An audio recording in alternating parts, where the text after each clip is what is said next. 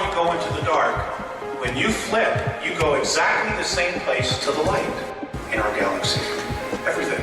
Because everything is in balance. Everything is a polarity. I think it's just going to get weirder and weirder and weirder, and finally it's going to be so weird that people are going to have to talk about how weird it is. What the hell is going on, everybody? Welcome. Thank you for being here. It started to get to that time, about 3 or 4 days since we were live, and I started to develop separation anxiety. I did.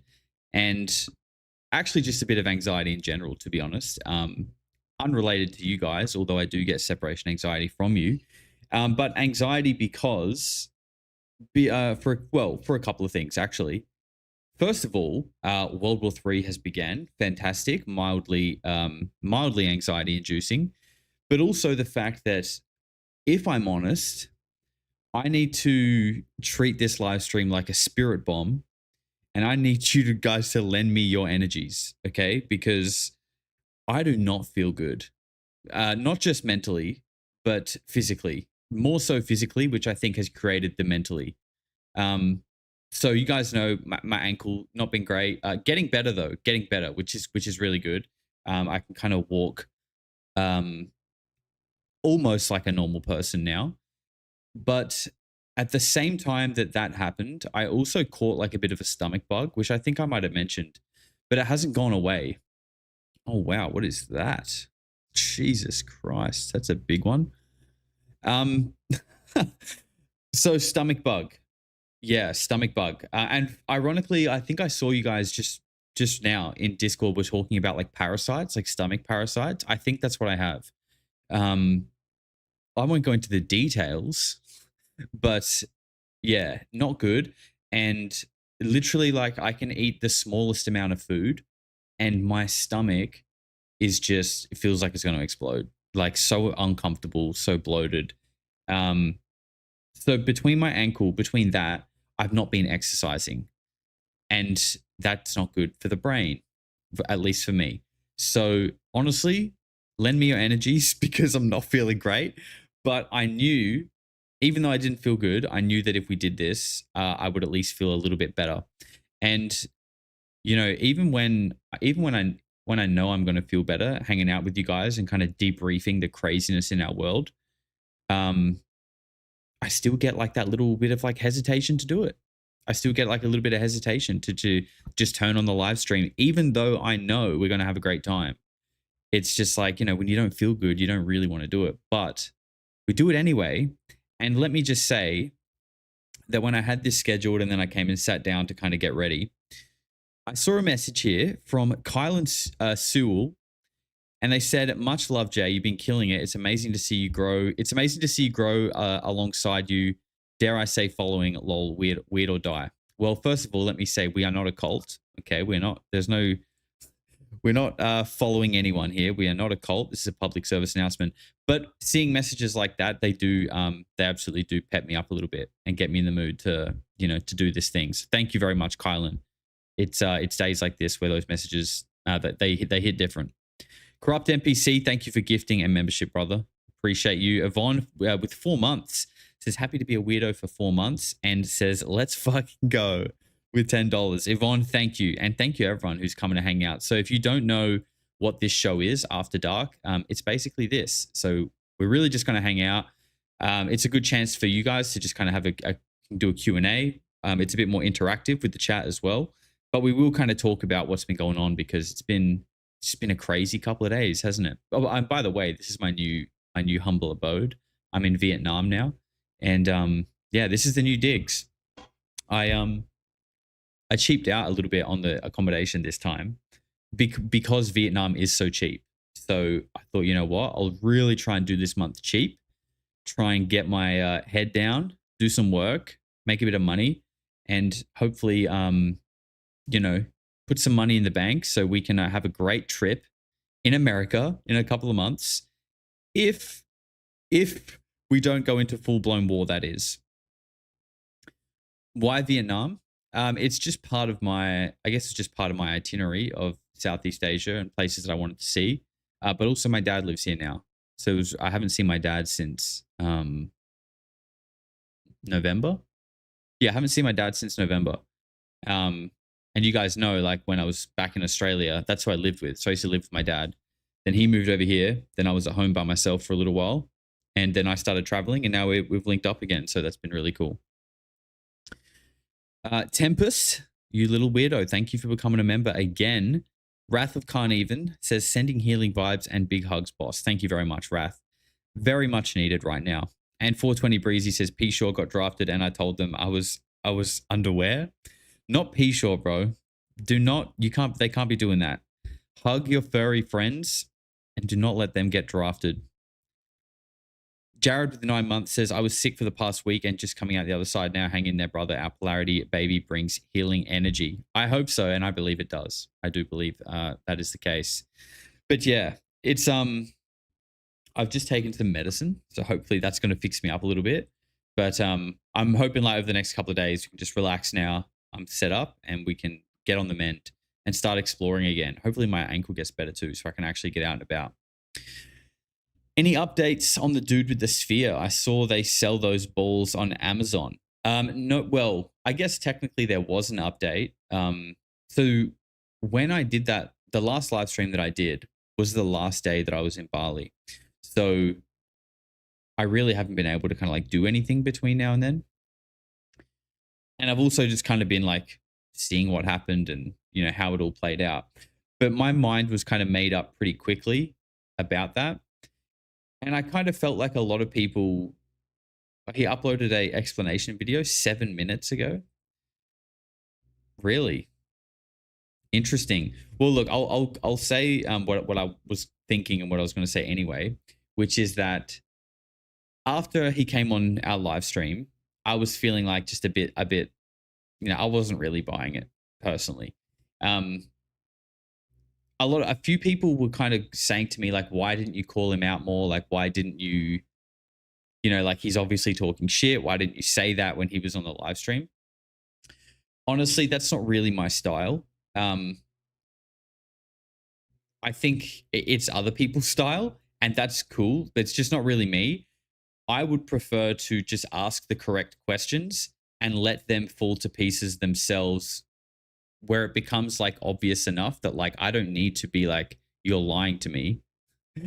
I think with the correct questions, you can just unravel someone's story. They make a fool of themselves, and we all can see it for what it is, and we can move on. So that's more what I tried to do with that. Now, that wasn't on the spot interview. I had no questions planned. So I tried to do my best to kind of pick him apart a little bit. And yeah, I think from what I gathered from that conversation, I was kind of like, yeah, I'm not really buying it. I'll reserve 5 or 10% that maybe you are telling the truth, but I'm not really buying it.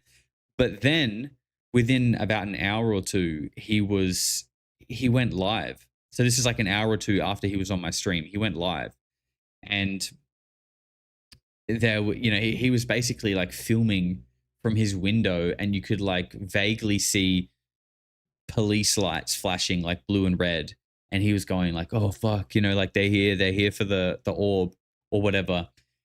And that I didn't really catch much of it, and I didn't go back to watch the replay, but I caught him doing that.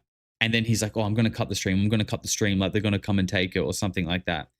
And that part, it just reeked of exactly the kind of thing James would do, which is like, you know, he would be in the middle of this chaotic and tense moment where he's like just escaped from hospital or whatever, and he's going, oh, you know, I'm scared. I don't know where I am. End the live stream. You know what I mean? Like, it's just, no one would do that, right? Like, if you're scared for your safety, being on a live stream with hundreds of people being there with you, watching you, could be like the safest thing you could do for your safety, right? So for him to be at the window with like these lights flashing, which you can't actually see, right? Like, you can buy LED lights for like $30 that will flash blue and red. Like, this is just not, doesn't mean they're cop cars. And you can't actually see them. You can just see lights flashing through a blurry window.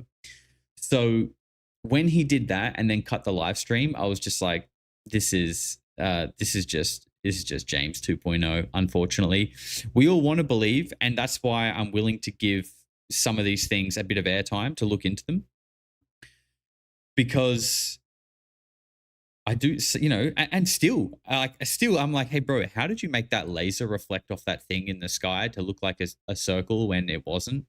Like you couldn't see a circle, but your laser was reflecting something like that. Like I still have those questions, and those are the things that made me be like, dude, like, what is this? Like, I feel like we should at least look at this.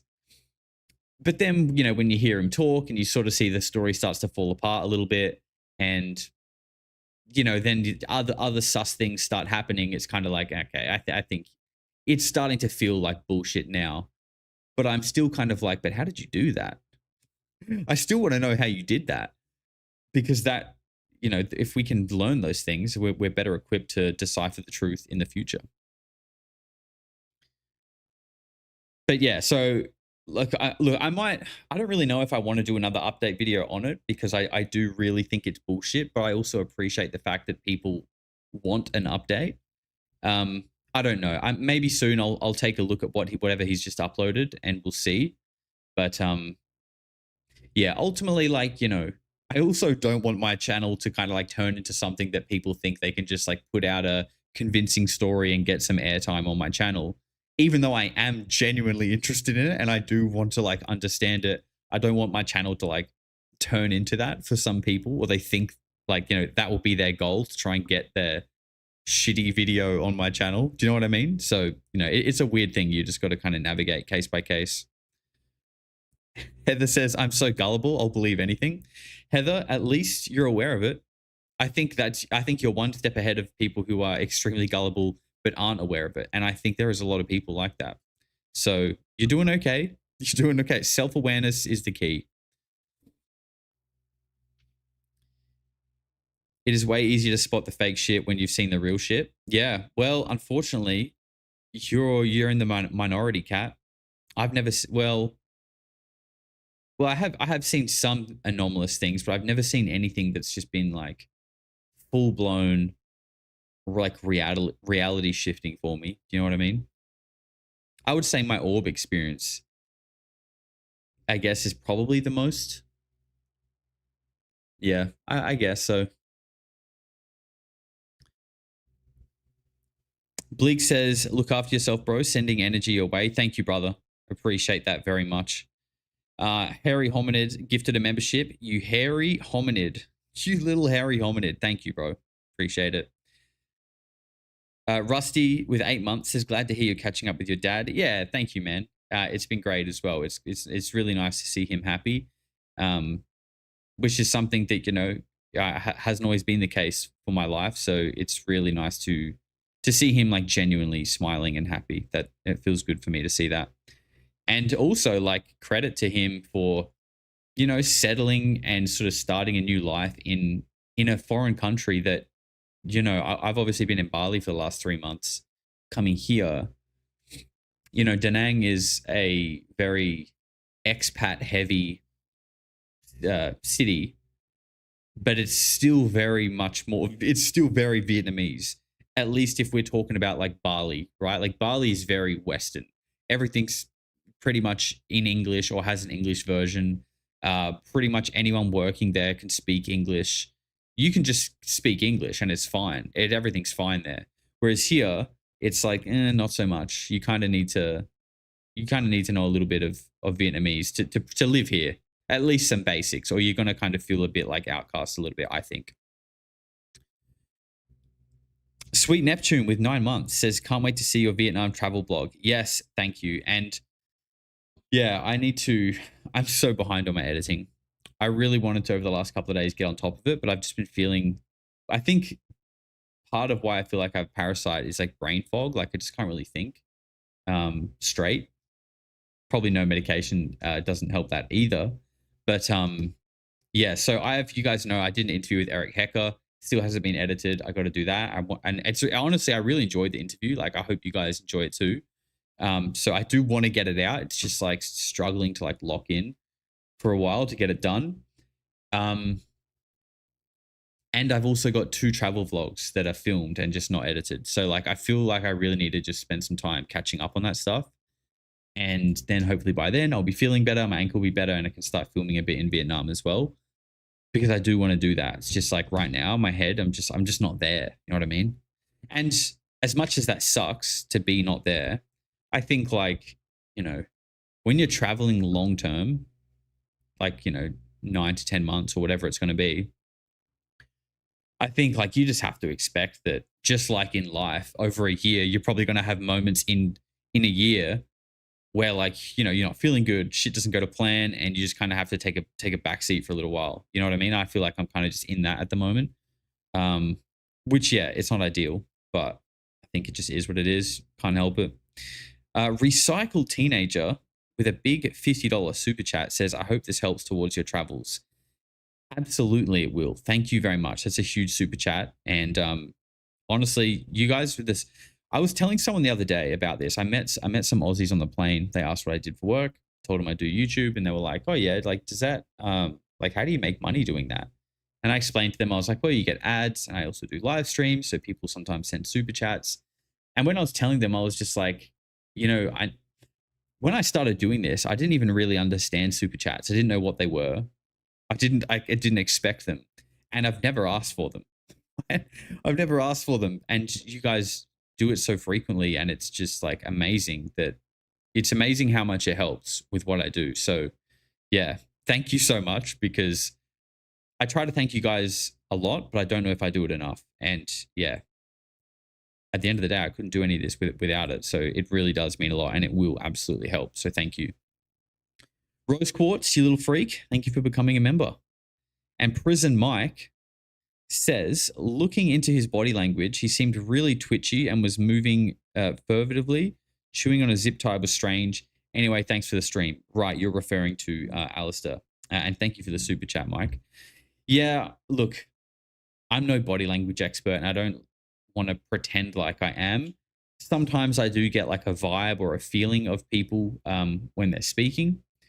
I don't, yeah. But I also really try to see the other side of the coin as well, because at the end of the day, like everyone is so different. I don't know Alistair. Maybe he's a really nervous person, and chewing on a zip tie makes him feel comfortable. I don't know. And I also think about the fact that, like, yes, he was a streamer, but like he's not really a big streamer. So I think jumping on a live stream I don't know, we had like 2,000 people watching, maybe more, would probably be pretty nerve-wracking, I guess. I don't know. Well, I mean, of course it would. Of course it would. Taris says, what's a super chat? Bro, if anyone would know what a super chat is, it is you, my dude. Thank you very much, man, for the big one. You know they're big when they're pink and red. Those are the big bombs, and my man is always coming in with them. Thank you, Taris. Always supporting me, bro. Kept me afloat with bintangs while the whole 3 months I was in Bali. Thank you very much, man.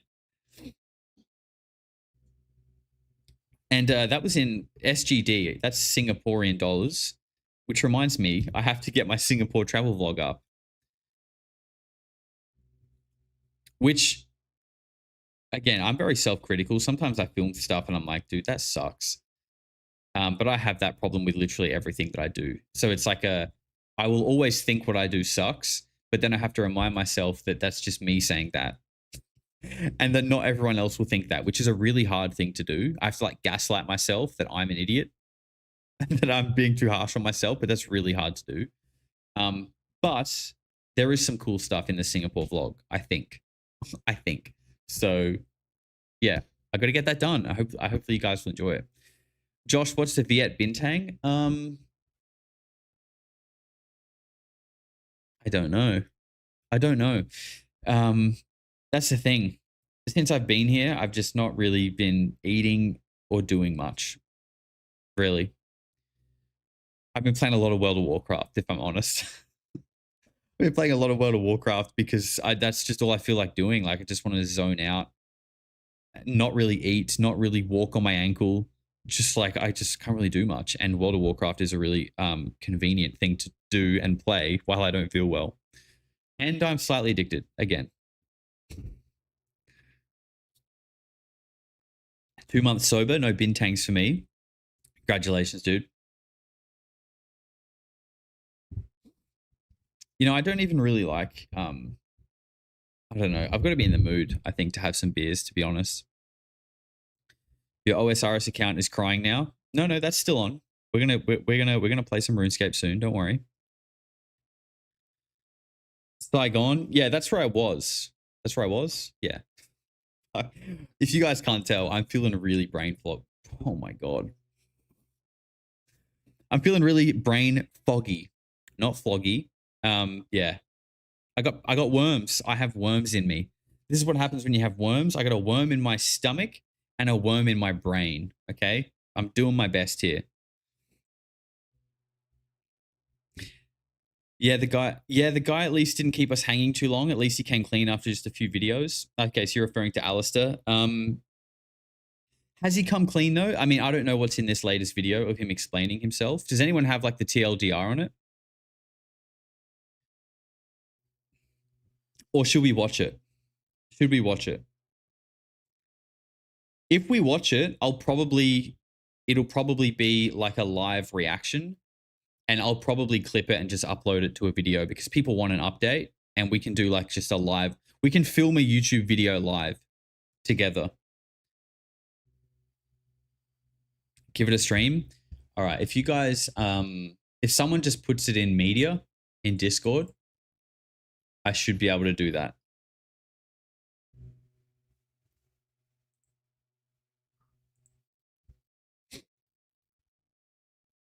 Farm him? My farming skills are low. I feel like I'm really bad at farming content. I feel like I always have been because, and I think it's like an ADHD thing because like I feel like when I talk about something like once or twice, after that I'm just kind of like, I don't want to keep talking about this anymore. Like I'm bored of it. I want to talk about something new and exciting. But man, I really should get better at it because some people are just the absolute kings. I mean, Asmongold is the king of farming. And I don't know if people think farming is like a negative thing, but like he does it so well. And I'm eating every bit of it and I'm enjoying it. I'm having a great time. So, you know, I think there's an art to farming content. He's admitted it. Okay. All right, cool. Hopefully he explains what he did. Josh, do a cleanse. Between your moving and the moon, you could have picked up a parasite in Bali. Get some woodworm, herbs, and a binder like charcoal to rid the ick. So I just took something. I don't really know what it was, but I got told it was really good. And I trust it. So hopefully I'm better soon. But I appreciate that. I will be better soon, right? I'm not going to be bad forever, so no need to stress. But right now, it is dark times. Okay. All right. Give me a second, and we'll try and pull this up here.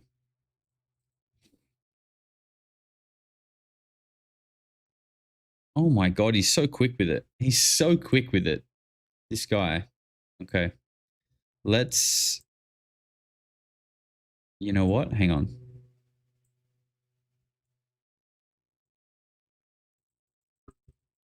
There we go. Look at that. Nice and cozy in the box. All right. Stay with me, people. Stay with me. We're going to watch this in a second. April says, you are the first person I thought of when all this started because they mentioned Bali. P.S. Ivermectin and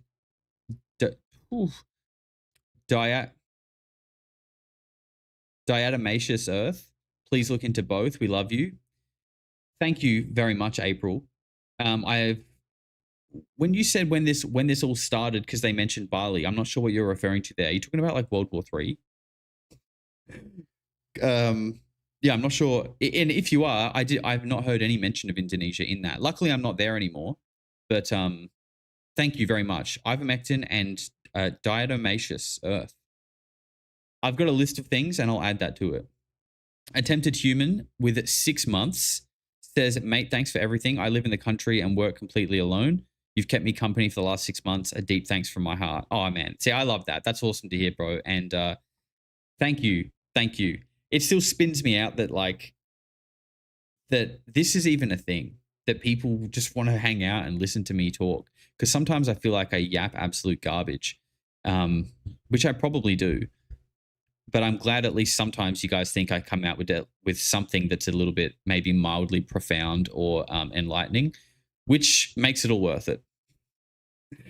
It really does. Yeah, a good friend of mine asked me the other day. They were kind of like, "Dude, it's crazy, you know. Like you've had Asmongold reacting to some of your clips. You've had, oh god, what else have I had? There was something else that he brought up as well. Like he just brought up a couple of things that was like kind of crazy, right? Because we grew up together, like, you know, we're good friends. And he was just like, dude, is it weird? Is it weird seeing that like, you know, we used to watch Asmongold, now Asmongold's like reacting to your clips. I was like, yeah, the metallic thing, yeah, that's fucking wild. And I was like, yeah, dude, it actually is. It's so wild that I don't like to think about it. It's so, because it just weaks me out a little bit, and I would rather just not think about it and just keep doing my thing. And you know, I think being myself it actually does like repel some people in a way, which sucks because I don't like upsetting people. But at the end of the day, you just got to be like you are who you are, and that's just the way that it is. You went out to lunch with Metallica? Yeah. Yeah. No, actually, I didn't go out to lunch with Metallica. I went out to lunch with Kirk Hammett. And yeah, I honestly, that guy treated me like an equal. Like, and just, yeah, I can't speak highly enough about him. So kind, treat me like an equal, even like when we were messaging. Just, you know, it's like he was happy to talk to me. And, you know, just what a man. I would never have expected someone to have done what he's done and lived the life he's lived to just be so kind. But then obviously after being there and speaking to him and understanding like his outlook on life and his sort of philosophy, it makes sense. He's a very self-aware, down-to-earth person that really doesn't see any other person or living thing sort of separate to himself. Super, super humble. Okay, let's get into this video. Dan Garden celebrating 10 months, creeping up to that badge, says peace and love to you and the floggy worms. Thank you very much, bro. Thank you very much, Dan. Big love to you and all my moderators, actually. Okay, let's do this. This is the Alistair Dread update video. So a lot of people have been asking me for an update on this. I've been busy the last couple of days, but this has just come out while we're live, so I thought we'd do a little video on it. And from what I understand, this is Alistair explaining what is going on. Now, I'll just give you my understanding quickly. Based on our conversation, I wasn't really buying it. Okay, I still was reserving like a 5 or 10% that there might be something in this. And I still have questions, right? Like, how did you make the light reflect off it in the sky? I know Vedder did a debunking video. Personally, I don't agree with his debunk, but I agree with his outcome. I do agree that it's a hoax. I do agree with that. But what his explanation didn't really explain it for me, because I think he was sort of watching like a fourth restream, like a download, restreamed again. Like there would have been so many like artifacts and weird sort of issues in the footage that could have explained what he was showing, because his explanation didn't really do justice to like how the laser worked in the sky, like all those kind of things. I wanted some answers to that. I don't think he really gave. However, I agree with his overall position. So let's watch this video and see what Alistair had to say about it all. Sphere! From the shadow side of the galaxy comes the Dread Sphere! Whoa! It flies! The flying, spinning, mind-commanding orb of real metal, real dread! It's fun, my brother! Tap the glowing AI sigil. Okay. Howdy. So, let's talk about it. Is the Dread Sphere real? Now that's too easy and hard to answer at the same time. It's too easy to say no. It's hard to say yes. So let's get to the You guys hear this okay? beginning of how this all started and take it how you want. The beginning for me of how this all started would be one night my wife and I were laying in bed and We were watching Zach Baggins and a bunch of scary stuff, and I told her that I hate living here, and we just moved here, like on the coast of, California, October, and it's only February or March now technically, but like I told her I hate this place and I don't want to live here anymore. It'd be a terrible place to raise kids. It's just Okay, look, already this is like super off. Like, this is a very deep bed to this story that he's creating right now. Like, this is a very deep bed to just tell us about a sphere. Okay, I feel like we're getting a life story here.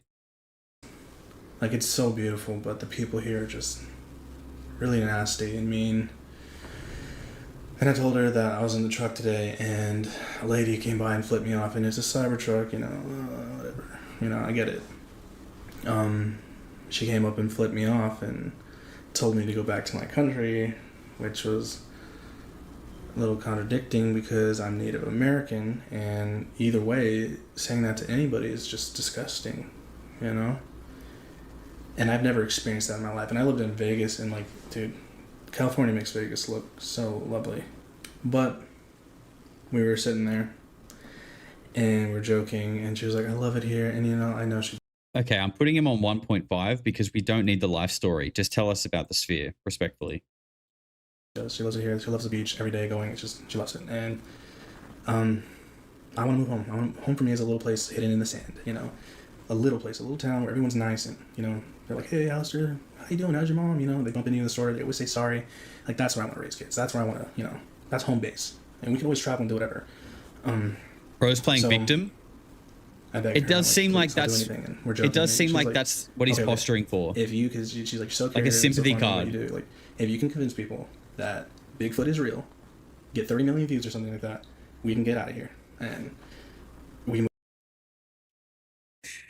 If you can convince people that Bigfoot is real, we can get 30 million views and get out of here. I think that right there, we all need to remember that. Okay, and remember, like I said at the start of this, looking into these things, even if they're fake, is important, because not only do we learn like techniques and the ways that people can hoax things, but you get a deeper insight into the psyche of people that are not like me and you. Okay, and that's something that I think that we're all guilty of. That we assume, and I'm bad for this. There's like a naivety there. That it's like we assume that other people are as like honest and genuine and have good intentions as we do, or at least somewhere thereabouts. But the reality is there are some absolutely, completely like deceitful scumbags in the world. And I'm not saying Alistair's a scumbag, okay? Deceitful maybe, but I'm not going to say he's a scumbag. People make poor decisions all the time. But I think the world, as I often say, the world is a massive place. And, when we just sort of stay in our homes and we talk to the same 5 people every day, it's sometimes easy to forget the depth and levels that other people will go to for 2 minutes, 5 minutes of fame, a quick cash grab, or whatever. I think, these things are important to remember. We can move wherever you want. She was like, screw the lease. We just got the lease, a year lease. Screw it. We'll do whatever. And I was like, deal. And so that's how it all started, right there, with Bigfoot. Now, I've sewn a couple things in my life, and I'm really good with my hands. I'm not good at talking, as you all saw in that Josh Polarity freaking interview, which I should probably explain. I went on there fully ready to be like, it's all, whatever. But then I forgot I made a promise to someone that I would continue, and I'll get to that in a little bit. But either way, He came on to admit it, and then he forgot that he promised he wouldn't. I hate it when I accidentally forget that. I'm really good with my hands, and like I can pick things up, and like I'm good with patterns and realizing how to do stuff. So I was trying to put together how I was gonna do the Bigfoot, hoax, and my idea was to sew a suit, maybe put in some stilts, and get a long tube, and take my wife fishing, and I'll be in the suit, and then about like on the other side of the little pond or the lake, I'll be underwater for like 20 minutes with a tube, like, that was my idea. And then like, you know, on live the whole time. Wow. I mean, the levels that people are going to for this, it's like you could just get a job. Instead of trying to like fake a yowie by going into a river with like a snorkel to fake bubbles in the ocean, like you could just get a job. Right when, you know, something happens, I'll emerge slowly so, you know, people can jump in, comment, freak out, and be like, what is that? What is that? And slowly do that, like, Neanderthal, freaking Gigantopithecus, freaking, I don't know, just walk. And I would, like, you know, I'd do everything to make it look real, like, make it look like dreads on him, patches of skin missing, make it look crazy, and then just look at the camera. And I was even thinking about buying a fish just to bring it out, just, like, you know, just mess around. Holy shit. So I was getting to work on that idea, and a few days go by, and my wife and I go out. This guy's planned everything except his own life. He's got the costumes, he's got the props, he's got everything figured out except himself. And we're like, oh, you know, I got this laser off TikTok shop. Let's make a couple videos and sell it. You know, so we're walking to the pier, and I'm lasering everything I can see, like out in the distance, like just little dots, little things, and then some seagulls, and they're freaking out. And then this man walks up. He saw me, you know, beam and stuff, and he's like, "Are you looking for aliens?" And I was like, I laughed a little bit. I was like, "No, but if they're out there, I'll get them." And he looked at me, and he's like, "Oh, they're out there. They're out there." And I was like, "Oh, have you seen them?" And he's like, "Yeah, I've seen them." He's making it up as he goes along. What are you talking about? Maybe. You know, like I got really into. I was like, okay, you gotta tell me everything. I can't just, you know. That's the problem with these things, right? Like disappear. Once you get caught lying gotta, once, like, it's tell me like it's everything. over, bro. It's over. So Your credibility is shot. He's almost too. He's a really sweet guy, you know. I said I'd call him Jake, but his name starts with J. So if you ever run into him and like, there's a guy named, you know, starts with J, you know, he's just be nice to him. He's sweet, you know. He'll tell you everything. Okay. Owl. And Sorry, I'm just gonna skip until we get a bit more like orb explanation here. how these electricity, like streamer looking things fly out of the roof of his house or his neighbor's house, and the power always going out, and then eventually very crazy, you know. So anyways, my wife and I, we leave, we say goodbye, and I start, you know, getting an idea. I'm like, babe, please, can I change our agreement, please? Like, you know, yeah, because I was not looking forward to being underwater for 20 minutes in a giant suit. He's like, man, I'm not looking forward to having to be underwater in a giant suit to fake a Yowie sighting, but I have to do it. It's what other choice do I have? Get a job? Get a job? No. Obviously, I have to dress up as a Yowie and go into a river and blow bubbles to hoax a video on the internet, because what other options are there? I was like, please, can we change? Please. Anything She was other like, than well, that. I feel like it's gonna be harder to make something fly and stuff like that happen, and I'm like, I'll figure it out. But yeah, we can do aliens. And I went to work immediately. I learned how to prompt AI and write sketches, and, you know, first attempted doing my own video and posting it on TikTok, and I went on from there. And I was like, I bought Ring cameras and set them up, and, you know, it seems crazy, and like you're like, oh, I can't believe you do this for attention, and like, Jesus, you know what? If you do a deep dive on me, I've done faceless things, and I've got hundreds of millions of views, and I've done the whole attention thing. You know, this is just for fun. Like, I'm currently retired, and I'm 31, and I'm bored. I don't mind doing something fun like this. Like, this is fun to me. Like, being creative, working with my hands, going out, and just, you know, doing things. Because I used to do this as a kid too with my friends. Like, we would explore this cave and make stuff. What I think's interesting about this is often in ufology, right? People like Bob Lazar, for example, people say he's just doing this for attention. Okay? And Bob Lazar is just one example. There are many. This here is someone, by their own admission, is literally doing this for attention or to make money, right? Like, they're the two big things we always hear in ufology. He's doing it for attention. He's just doing it to make money. I think when you actually see those two things applied in real time, and you see the kind of person who's actually doing these things for attention and for money, not only does it make you realize how much someone like Bob Lazar does not fit those categories at all.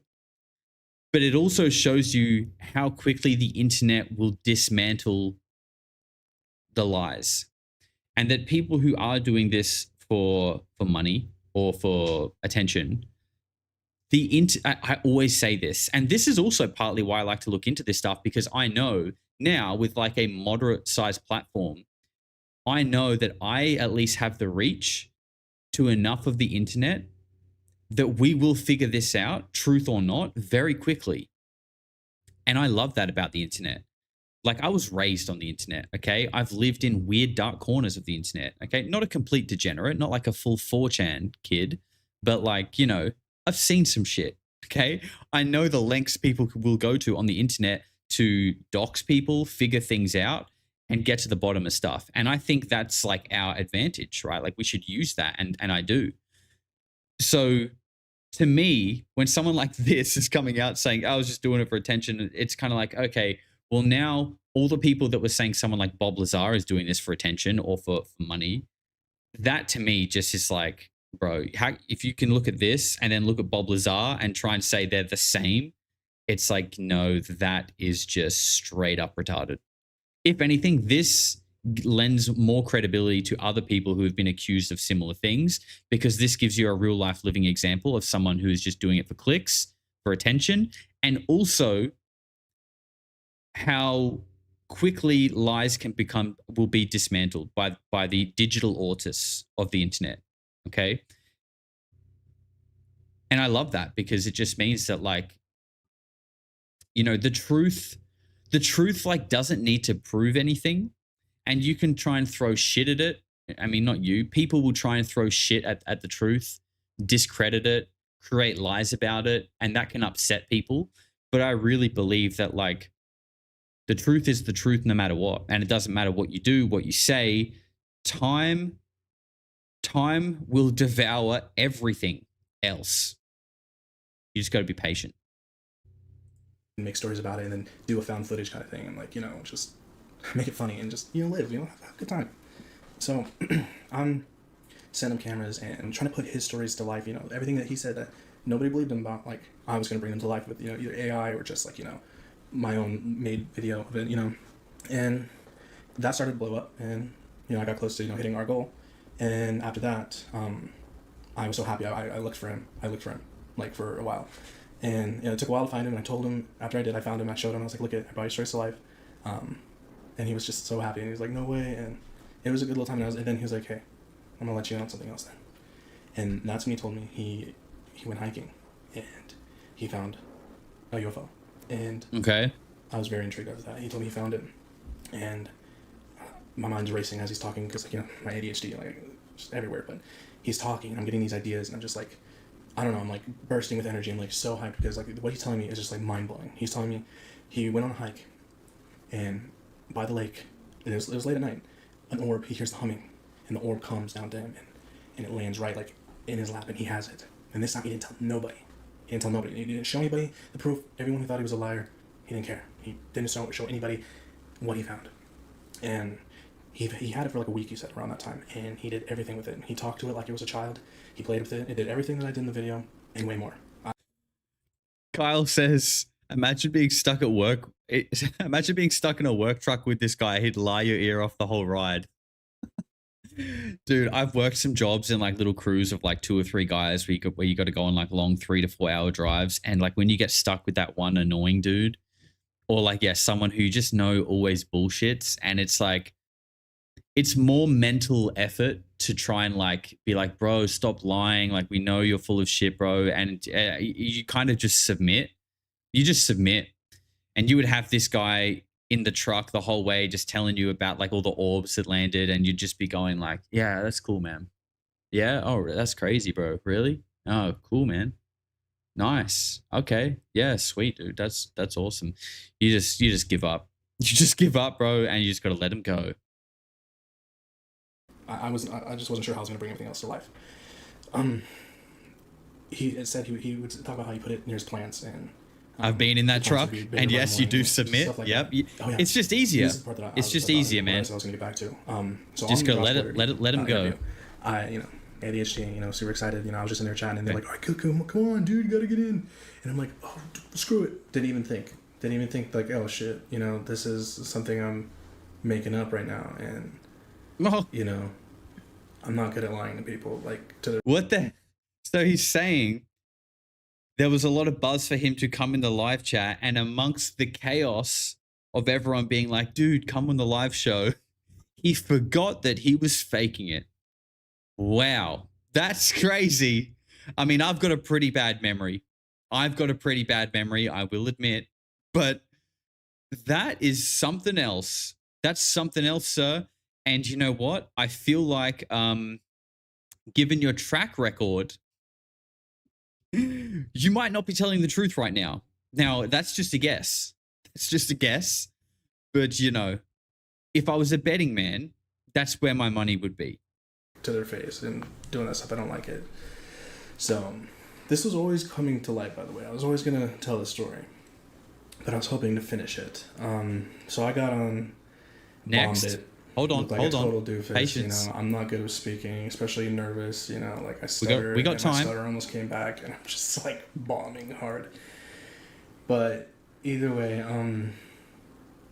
yeah, I said it was real, but I was like so upset because like I wasn't supposed to tell anybody anything yet, because I promised him I was going to finish the story, and his story that I wasn't able to put out to light, which I'll tell you after why.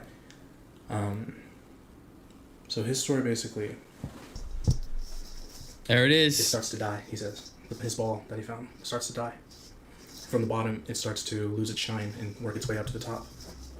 And after it does that, he has this terrible dream about being at that lake, in the middle of the lake, and everything smelling like pennies, and the water was red, and he felt like he was drowning.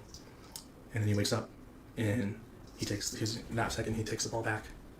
And by then, I reckon his wife is also fake. I mean, probably at this point, I wouldn't be surprised.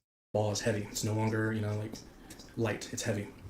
And he takes it back to the spot, and he throws it into the lake, and it sinks. And after a while, he waits, and nothing happens. So yeah, hours go by, and then he hears the humming. Okay, I'm not really interested in this story because, to be honest, it's probably not even true. I just wanted to see if there's any more clarification on like how he did the orbs, like how he faked his stuff. Unless he's messing with me. Here's the thing that makes it real and scary. Everything became real, and I wanted to do a video and make the sphere real after I went on that hike. That first live, 100% real. Real emotion, real footage, real everything. That live is real. That live made me like feel like a kid again, was like believing in magic. And I literally went there every day. Nothing happened, couldn't see it again. But during those hikes and every time I went back, I figured out how to make the dread ball. I figured out how to make it real. And that's how I brought a story to life. So. I mean, look, that might be true. And, you know, I could see, not that I agree with it, but I could understand that line of events. It might be true. But given the fact that you've admitted to lying, I'm just going to opt to not believe you because you've already lied. So it's kind of, you know, and it's just the boy who cried wolf, unfortunately. And, you know, I think that might be harsh. You know, that might be harsh. But I think in this space that is already full of like spookiness and weirdness, I don't really think you get like more than one chance, unfortunately. And maybe he didn't know that. And, you know, unlucky, bro. But in this space, when you're talking about UFOs, aliens, orbs, whatever, there's already enough people that we feel like are spinning bullshit and we can't really decipher the truth. That if you are caught being deceitful once, you're out. There's no 3 strikes in ufology. You fuck up once, you're out. And yeah, I think that is the case, really. I think certain people, I'll still listen to them to just see what they're like. People, yes, AJ says, unless you're Lou Elizondo. Exactly. People like Lou, I'll still listen to him. In fact, I may even be going to see him speak in America. Not because I think I'm going to go get served up an evening full of truths and hidden ORSAP secrets, but because I want to see the man speak in real life. I want to feel his energy. I want to see what he has to say, and I want to get a feel for him. So, you know, I don't think it always applies that like once someone lies, you should never listen to them again or give them time again. But like you should be very wary about trusting them again, right? So in this case, I mean, this person isn't really coming with the same kind of alleged credentials as Lou Elizondo. So unfortunately for me, it's a one strike, you're out policy with this guy. And, you know, at the end of the interview that I did with him, I did say to him, I was like, bro, you know that like if you're faking it, it will come out. And, you know, while you may, like, what has he got? He's got 2.6K subs. Okay. So he gained about 2.6K subs because he didn't have many before this. I said to him, you know, you might get a little pump on views while people are looking at what you're doing right now. But as soon as it comes out that this is fake, like not only is no one going to watch you, but they're actually going to dislike you. Like it's actually going to be poor for your channel. So like this little temporary shortcut might feel exciting, but long term, you're going to kind of screw yourself over. And I think that was probably one of the more telling points in the interview, because when I said that, he looks pretty like I guess maybe like embarrassed is the right word, or uncomfortable. I don't know.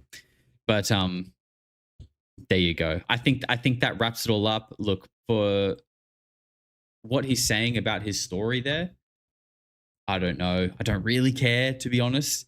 Good luck to him. Maybe go back to trying the Lake Yeti. Get the Yeti costume on. Maybe that one will work out. Or if you want to be a streamer and you want to do something on the internet, just you know, focus on that. Focus on doing it honestly, and that will probably have a better outcome long term. So there you go. There's a little update on that. Interesting, he didn't actually mention the whole police thing either, which is funny. So you don't care, yet you just aired it for 20 minutes. Yeah, no, that's right. That's correct. A lot of people wanted an update, and I'm happy to do it. But no, I don't really care about like the rest of his story or his outcome. That is correct. Don't give him any ideas. I don't think he's short. I don't think he needs my ideas. It's by the sounds of that, he's got plenty. He's got plenty of interesting ideas. Yep, back to the Yeti costume, bro. Unlucky. Unlucky, dude. It came out as fake. It came out it was fake. Yeah, by his own admission. Yeah, he tried to spin his own little story to it, but I think the writing's on the wall, especially after the interview. Okay, here we go. Thomas says, with 11 months, says this guy sucks. Thank you, Thomas. Melissa with 3 months says hi all, and she put in a cute little sticker. Thank you, Melissa. Toxic Fart says, I faked this video because I hate California. Exactly, bro. It makes sense, right? So hopefully you guys understand now. When you're out of job options, this is what you do. KVLT, hopefully this will help a little bit, bro. Take care of yourself. Also, what video did Asmongold react to? That's awesome. He reacted to, it's a little while ago now, he reacted to a clip of me talking about how this was just after America kidnapped the Venezuela prime minister or president. And I was saying how in the beginning of Call of Duty Ghosts, the premise to Call of Duty Ghosts, oh God, I can't remember it now. Call of Duty Ghosts came out in like 2013. And in the opening scene of Call of Duty Ghosts, it says like 15 years in the future to basically like 2026, whatever it was. And in that scene, they're like invading Venezuela and taking over America is taking over Venezuela. Or something like that. I can't remember it specifically, but it was basically like forecasting exactly what happened with Maduro. And I was basically just showing that, and he reacted to that clip. Yeah. I fled California 30 years ago. I understand. It's crazy you got to use the word fled. But I get it. I get it. Bleak says he just gave me a parasite I need to cleanse. Yeah. Well, look. You know, some people still get upset about that kind of stuff. And I'm not saying you are, Bleak, but, you know, again, I think just guys remembering that you have the power of perspective And you are literally in control about how you feel about anything. And I know I talk about this stuff a lot and it probably sounds a little bit preachy, but I really do think it's like probably one of the most powerful things that I can share with anyone and that people can actually begin to understand. And so in these situations, you can be like, oh my God, I just got fooled again. I just believed another fake sphere video. Oh, I'm such an idiot. Ufology sucks. It's full of liars. Like you can feel like that. And some people might. But you could also just be like, okay, sweet. Now I've got a better understanding of like the psyche behind people that are not like me, that these people are out there, they exist. People will do things like this. And I also now understand how we sort of fake this video a little bit better. So now when I look forward, when we move forward, I can apply what I've learned and it'll be much easier to distinguish lies from truth. That's it. You can feel that way if you want to, or you can feel like a victim and be upset. And I just think like when you, and obviously that applies to anything in life. You can choose how you feel about anything in life. And I think that simple rule, that is a reality, that if you can kind of get a hold of that, bro, you actually start to have so much more power over your life. It's crazy. It's honestly, it's crazy. And I know it sounds simple and almost a bit like trivial, but it's something that I think has just changed my life massively because I just stopped really like ever being upset about anything and just being like, okay, that kind of sucks, but I learned from it. There's a lesson in it, and now I'm better for it, and that's it. Starfish Prime with 3 months says dibs on stealing his Bigfoot idea. Well, you better get to it, bro, because I think he might be crafting his costume right now. He's in the Last Chance Saloon with making it big time. What time is the game? This is Anti-Hero Association. What time is the game? What game, sir? What game are you referring to? Prison Mike with 2 months says, that's when you know you're in too deep. You can't keep the lies straight. Dude just wants to get views. I appreciate your authenticity very much. Yeah, that's the thing, right? Lies. And, you know, I think this is kind of what we're seeing unraveling right now in the United States. We are seeing a tower that was built on lies starting to come tumbling down. Now, what that tower is a complex question. I think it's many things. It's in many different facets of government, military, foreign policy, war, you know. But it feels like it's a tower of lies that can only continue to stand by placing more lies on top of it, because it almost feels like the truth is this thing that will never go away, and it's always like rearing its head, because that is like truth is the course of nature. Like the truth always wants to come out because it always exists, because it's the only thing that exists, right? Like lies don't exist, that's why they're lies. So the truth is like this ever-present thing that's always there and always sort of poking its head, whether it's like, you know, and God, this is hard to explain, but I'm trying my best. I think the truth is like something that we can feel collectively when something isn't true. So there's always this kind of like feeling of like discomfort because we know that something isn't right. And then it's sort of like coming through in our media in terms of like seeing certain people get arrested and things aren't adding up. And like the truth is always there. And the idea that it's being disguised and hidden requires lies. And because the truth never goes away, it means you have to keep lying. You just have to keep lying and lying and lying over and over and over. And it feels like we're at a point now where those lies are sort of like, boom, tumbling down, bro. And I guess in the stress and like anxiety of this moment that we're all in, which is totally understandable, by the way, I think that's like a place where you can find like a bit of comfort in just knowing that like no matter what happens, the truth is the only thing that will survive like the test of time. and it will be the only thing left standing when all the dust settles, when it all comes crumbling down. The only thing left is the truth.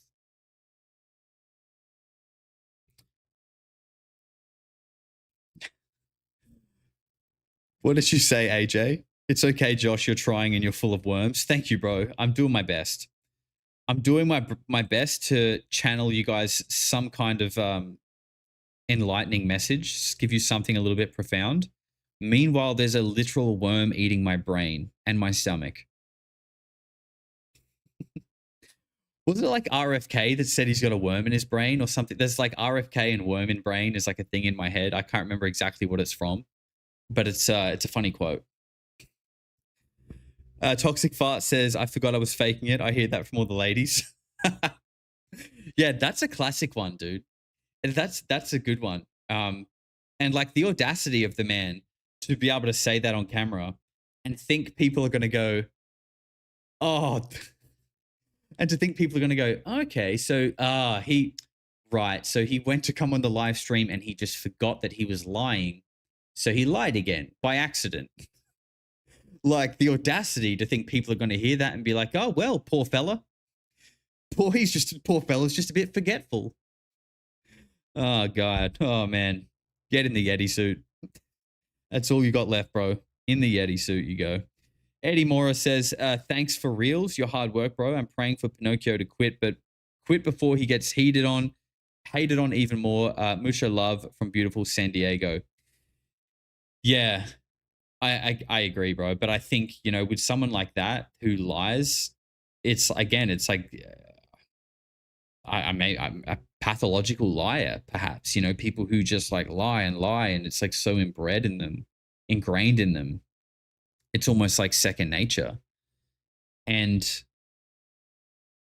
that's why, like, I just think people who lie and who are dishonest, I understand that it frustrates people, and obviously it's not nice. But I also find a lot of comfort in the fact that, like, I don't even just believe.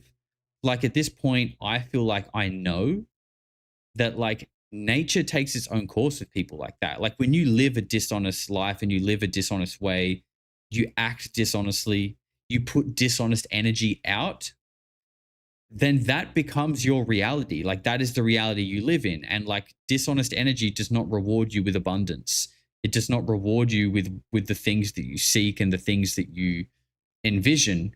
It just keeps you in this consistent state of lack and desire and want and feeling like you don't have what you want because you're not being honest, not only with yourself, but with everyone around you. So, like, whilst I appreciate the frustrations that people have with people like that, I just think, bro, like, yeah, dude, it sucks, but, like, it sucks for them. It sucks for them because they don't realize that they're propagating their own, like, negative cycle. They're literally the creator and the recipient of their own negative energy, and they don't realize that. So, yeah, man, it sucks, but it sucks for you. Them, I mean. And I just, you know, you said let nature will take its course, man. You don't need to let yourself get upset with people who are being dishonest because nature will take care of that. I stay far away from people like that. Yeah, I feel you, Pit. That's, you know, I mean, I've never met Alistair, so I don't know, but I feel like when you're around certain people, I like to call them energy vampires. And it's just like you just feel like your energy is drained around them. And it's generally, and I think what it is, and this is how it makes sense to me, and I really believe that there's something to this, is that, like, we are energetic beings. So when you are living life in a positive way, in a high frequency, you're sort of radiating this high frequency, right? So there's this high positive energy coming from you. And when you're around people that are so far lower on that spectrum, or that frequency is so much lower and negative, I mean, those two energies collide. So, you know, if you're up here and they're down here and you're in their presence, those two energies start to collide and start to meet somewhere down here in the middle. Hello. They meet somewhere down here in the middle. So for them, being around you, it's like this like uplifting positive experience because you're pulling them up a little bit, but you being around them, it's like, bro, they're anchoring you down. You don't want to be around them. You can feel it. It's like, ugh. But for them, you're like this like really fun place to be. I think that's real. I really think that is real. And I think that's why with certain people, you just like click and connect because you're on a really similar or the same kind of like frequency. And, you know, we use these terms like frequency and vibes and energy. I don't know if that's exactly what it is. Right? Who knows what it is? It's something like metaphysical that's not really tangible that we can't see. But I think they're just words we use to explain something that I think is very, very real. You know, just like with the Wi-Fi signal, right? We can't really see it. I mean, we can measure that, but we can't see it, but it's there. And we all sort of agree that it's there. I think, you know, most people are starting to agree that that whatever this energy thing is real, and that being around certain people can mess with your energy. Because it's all vibrating in frequency, Tesla said, if you want to understand the universe, understand vibration and frequency. There you go. There you go. Exactly. Jotua gifted 5 memberships. Jotua, my man. My man. Still rocking that beautiful Alex Collier display picture as well. What an absolute hero. Thank you, brother. Let's get some love in the chat, guys. We haven't done that today. And, you know, it always makes my day just seeing that chat flood with some purple hearts. I feel like when we spread that good energy, it has a knock-on effect to me and to you guys. Achy Balls. Achy Balls with $100. And again, doesn't even leave a note. Just does it for the love of the game and for the cause. Achy, brother, thank you very much, man. Always supporting massively. A staple of the community. Full of wisdom too. I really appreciate that, man. Thank you. We don't have ants here, but we have these small little flying things. Obviously, it's an insect. I know what an insect is, but they're not flies, but they're not mosquitoes either. They're just these little small things. I don't know what they are. Heather says, with 12 months, congratulations on the beautiful orange badge, Heather, and thank you for 12 months of support. She says, so wise, Josh, you're sending positivity out to the universe. I try. You know, I do try. I feel like since I've been traveling, my creative and like investigative output on this channel has been lower. And it's kind of turned into more of like a social discussion forum, live chat, which I love, by the way. I really like doing this. But I do miss sort of like digging into the reads and like, you know, like making deep dive videos and stuff like that. But I'm finding it hard, honestly. Like the headspace is different. Traveling, constantly being on the road, I guess not really being in my comfort zone. Not that I'm uncomfortable, but like, you know, this isn't my house. Do you know what I mean? Like it's different. I don't have my dog with me, who was my sidekick investigator. Okay, so like there's lots of things that like just don't quite feel like home. And at least I find like it's hard to sort of it's hard to like sort of lock in and dig in and do like investigative stuff when I'm on the road and living out of a suitcase all the time. So I don't really know why I brought that up. I think just to make think, and I really want to do more eventually. But I guess lately it's just been more of like a discussion forum. And, you know, I love that. And I love that you guys love hanging out and doing this as well. Extremely grateful. But I do want to get back to some of the OG stuff. I just got to be in the right headspace. And I will. Once this trip is over and we set up camp again and I get my sidekick. Dude, you know what's going to be the best episode of Polarity ever? Suki's first show back. I can't wait for that. I cannot wait for that show. Follow your flow. Yeah, that's just what I'm trying to do. What I'm just trying to do right now is just kind of go with whatever feels right, do what I'm doing, and yeah, it is what it is. It is I'm finding it's hard to grow the channel while I'm on the road is what I'm finding. Growth is I need to be locked in for growth and like making videos, but that's okay. We're not in this for the short term. If we were in this for the short term, I would be wearing a Yeti suit, blowing bubbles at the bottom of a lake, making TikTok videos. But we're not. We're not in it for the short term. We're here for the long haul. And you know, this trip be the best part of a year, but you know, 1 year is going to be a speck in the timeline of Polarity. It really will. Your channel is a home for so many. That's extremely sweet, Marinda. Thank you. Yeah, and it's a home for me too. I honestly, I don't know. I don't know if well, I mean, I couldn't have done this without this channel anyway, but let's just say I tried to do this trip and I wasn't a YouTuber. It would be, I feel like I would find it a lot harder. Like I find so much comfort in this, and knowing that like in our Discord, I have like a group of people there that are like active 24/7. And don't cry, bro. I'm trying, man. I'm trying. No, but I do. I genuinely love this community. It's special. And if I tried to do a long trip like this, it would be super difficult without having like an online community that I can lean on. Because I'm obviously solo traveling, which can be lonely at times. Not that I feel lonely, by the way. I'm not saying that because I feel that way. But if I didn't have this community, I could absolutely see it getting like that. And I, you know, to be honest, if I was doing this trip, God, everyone's crying in the chat. I'm not trying to say this to make people sad, by the way. I'm literally just speaking from the heart here. I'm not sad. I'm not sad.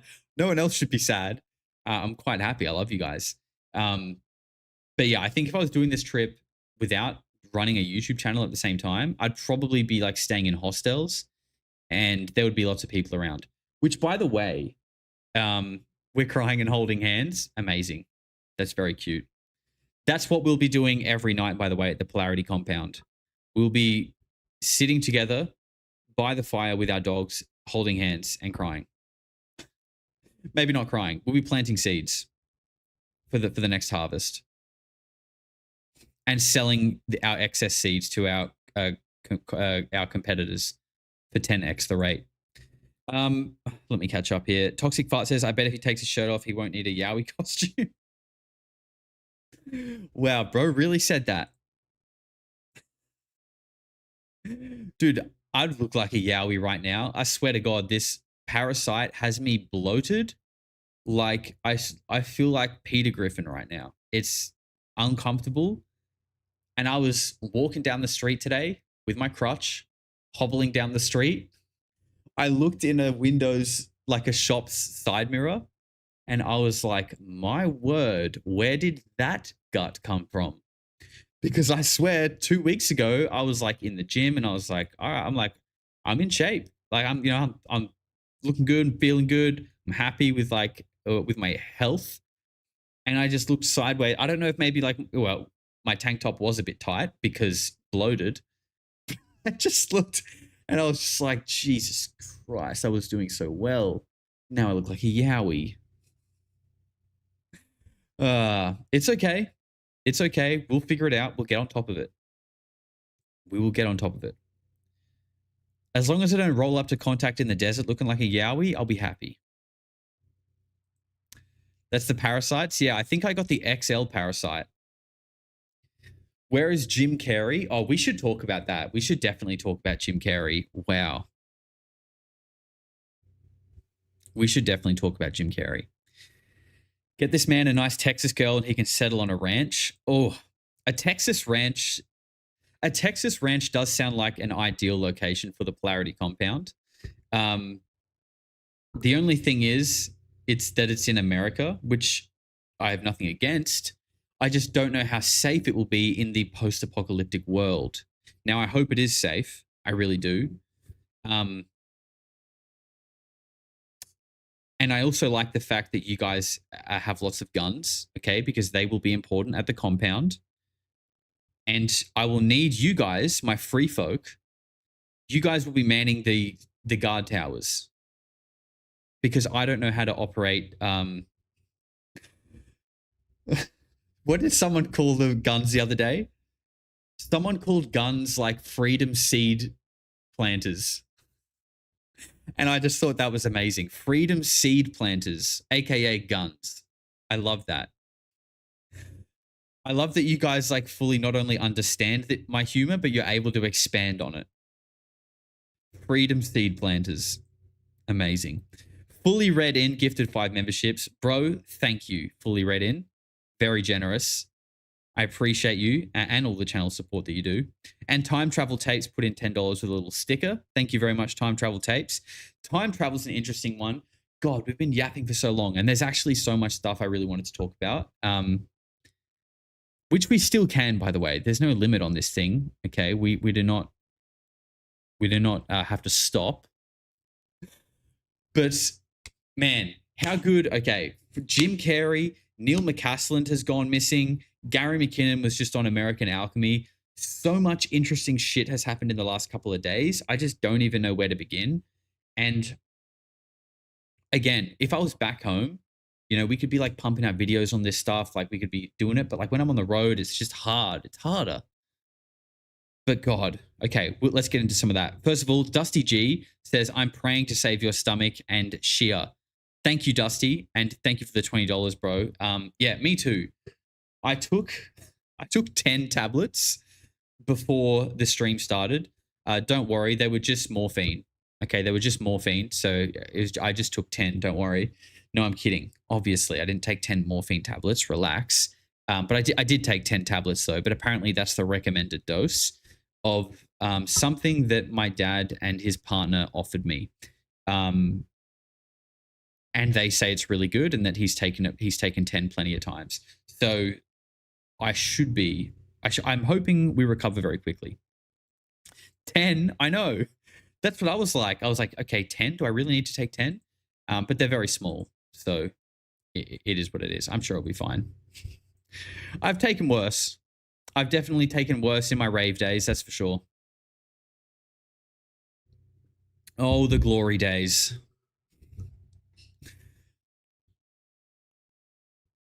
I love it when I go to the dentist and the dentist goes, I think you've been grinding your teeth in your sleep. And I just have to go, no, I used to go to a lot of raves when I was younger, unfortunately.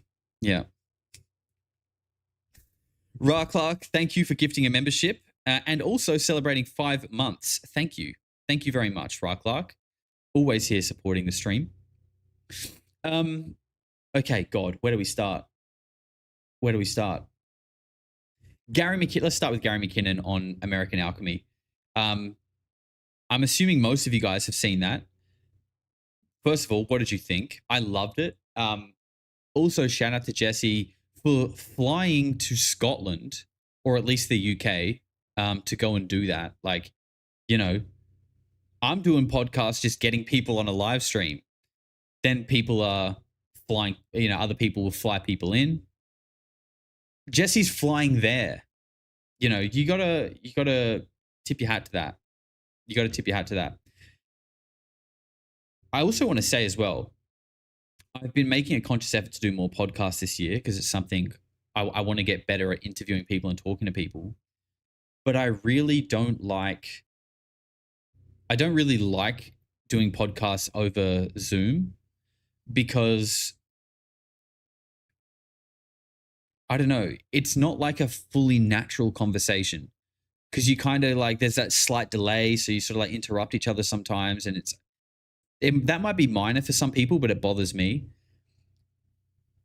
I wish Australia wasn't so remote because I would love to set up a little mini podcast studio and have people in to speak in person.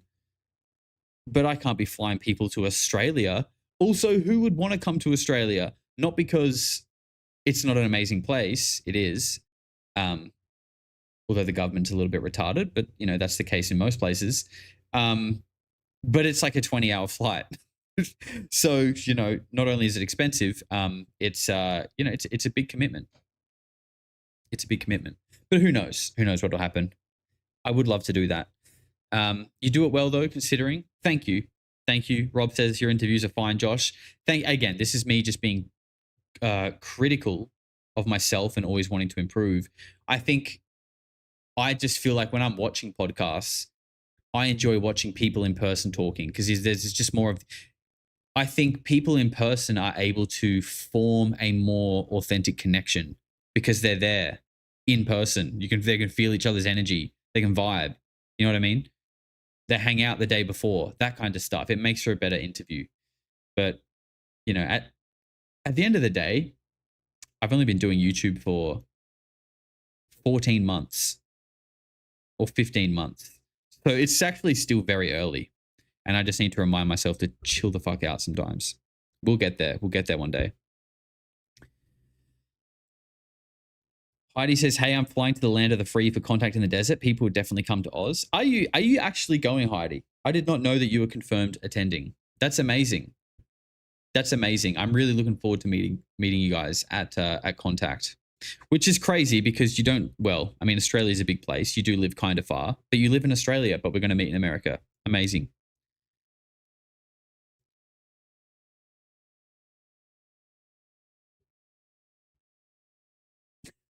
Exactly, Josh. You're killing it. Just chill. Thank you. Thank you for telling me that I'm killing it. And thank you for telling me to chill. I definitely need to, that's me. Chill the fuck out. Don't ever feel like telling me to just relax is a bad thing or I'm going to take it the wrong way. That's a reminder that I could use regularly. So thank you. Toxic Fart says, chill the fuck down. I thank you, bro. I'm trying. I am trying. I don't know what it is. I really wish, that's one thing that I wish I was better at. And it's something that I try to do actively is to just be like present, is gratitude. Just be present and be grateful. Not that I'm ungrateful, but I feel like I need to do it more. To just appreciate the moment, appreciate what you have instead of always feeling this like need to work. Which I do feel. Which I think that's why I've had the success that I've had so far is because of that incessant like work ethic, but it's also like a double-edged sword in a way. It's like my worst enemy at times because I got to chill the fuck out. Melissa says, sending love to everyone. Thank you, Melissa. Big love to you back as well. Emily Hit with 9 months says, if you build it, they will come. Apparently so, Emily. Apparently so. Very, very lucky. Two Martyrs with 1 month says, couple of muff burgers will fix you up. Wow, muff burger. Now, I haven't heard that term in a long time. I'm not what does a muff burger mean to you, sir? Get well soon. Thank you very much. Thank you very much. Gary McKinnon on American Alchemy. Where were we? Gary McKinnon. So I've known about Gary McKinnon for a long time, actually, since 2011. And I know the year because I learned from him about a guy that I used to work with. And I think I've told you guys about this person. I don't talk to them anymore. Sort of lost touch with them a little bit. But he was kind of like a bit of a work friend, fatherly figure to me when I was like 19. And he was into conspiracy stuff. And he told me about Gary McKinnon back then. So that kind of added early on to my arsenal of all this crazy shit. And just fascinated by him ever since because I get just one of those people that oozes authenticity. He just doesn't come across like he's lying. He's had no benefit to doing so, no financial gain, only had his life ruined. And the things that he claims that he saw, and this is why it's crazy too. Because if Gary McKinnon is telling the truth, which I just feel like he is, like just objectively looking at him, forget what he's actually saying, but just like this man does not feel like he's lying. If he's telling the truth, everything that we kind of know about this topic, you can basically burn on it and stomp on it. Well, okay, I don't know why I went really extreme on that, but you understand what I'm saying. If what Gary McKinnon says is true, basically everything that we've been told is a lie. Everything that we've been told is a lie, which lines up with what like people like Matthew Brown have said, that like your whole reality is basically carefully crafted.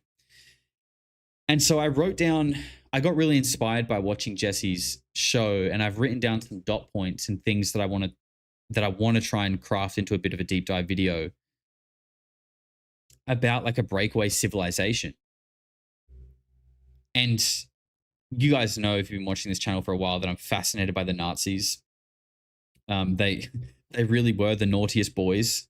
They were just the naughtiest bunch of boys. The stag do that got out of hand, just a bunch of naughty boys that just got out. Just the party got too wild. And the things that they were interested in, the things that they were allegedly working on,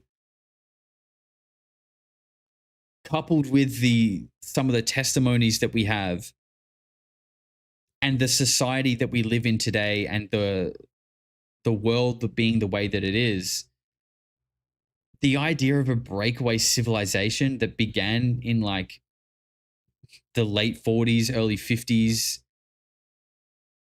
is like, dude, I don't know, man. I think there could be something to that.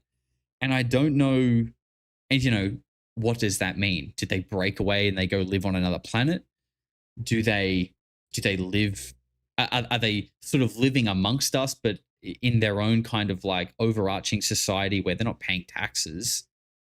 They have access to like exotic energy, and they're kind of sort of like living in their own like metaphorical bubble, but within our society or just adjacent to it. There's just so much to it. And, you know, Jason Giorgiani talks a lot about it. And like there's so many threads weaving through what has happened recently. Like Neil McCasland going missing. Neil McCasland, who was connected to TTSA, and Tom DeLonge, who's connected to sort of like Freemasonry and this idea of like human ascension and enlightenment.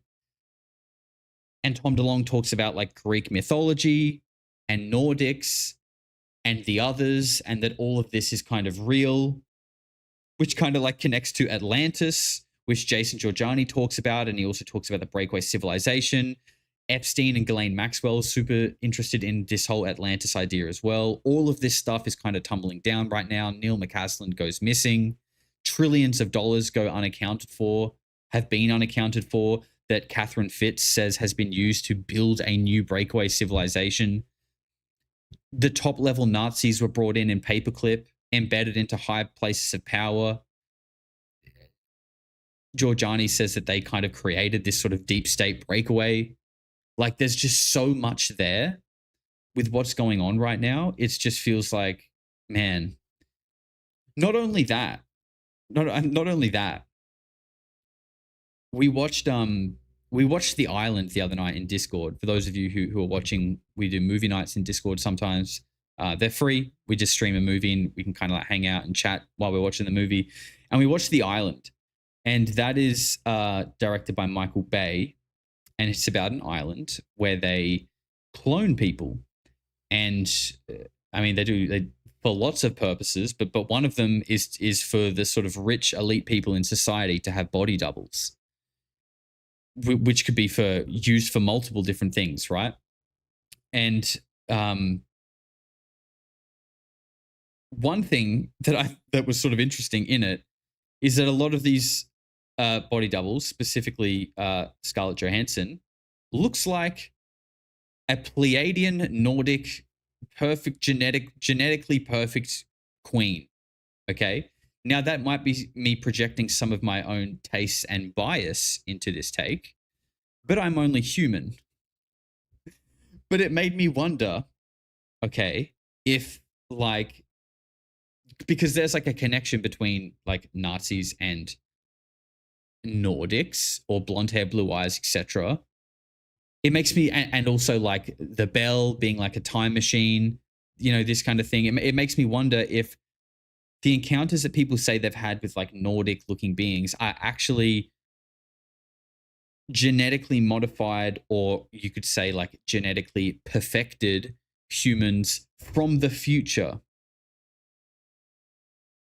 Time traveling. I don't fucking know, dude. Okay?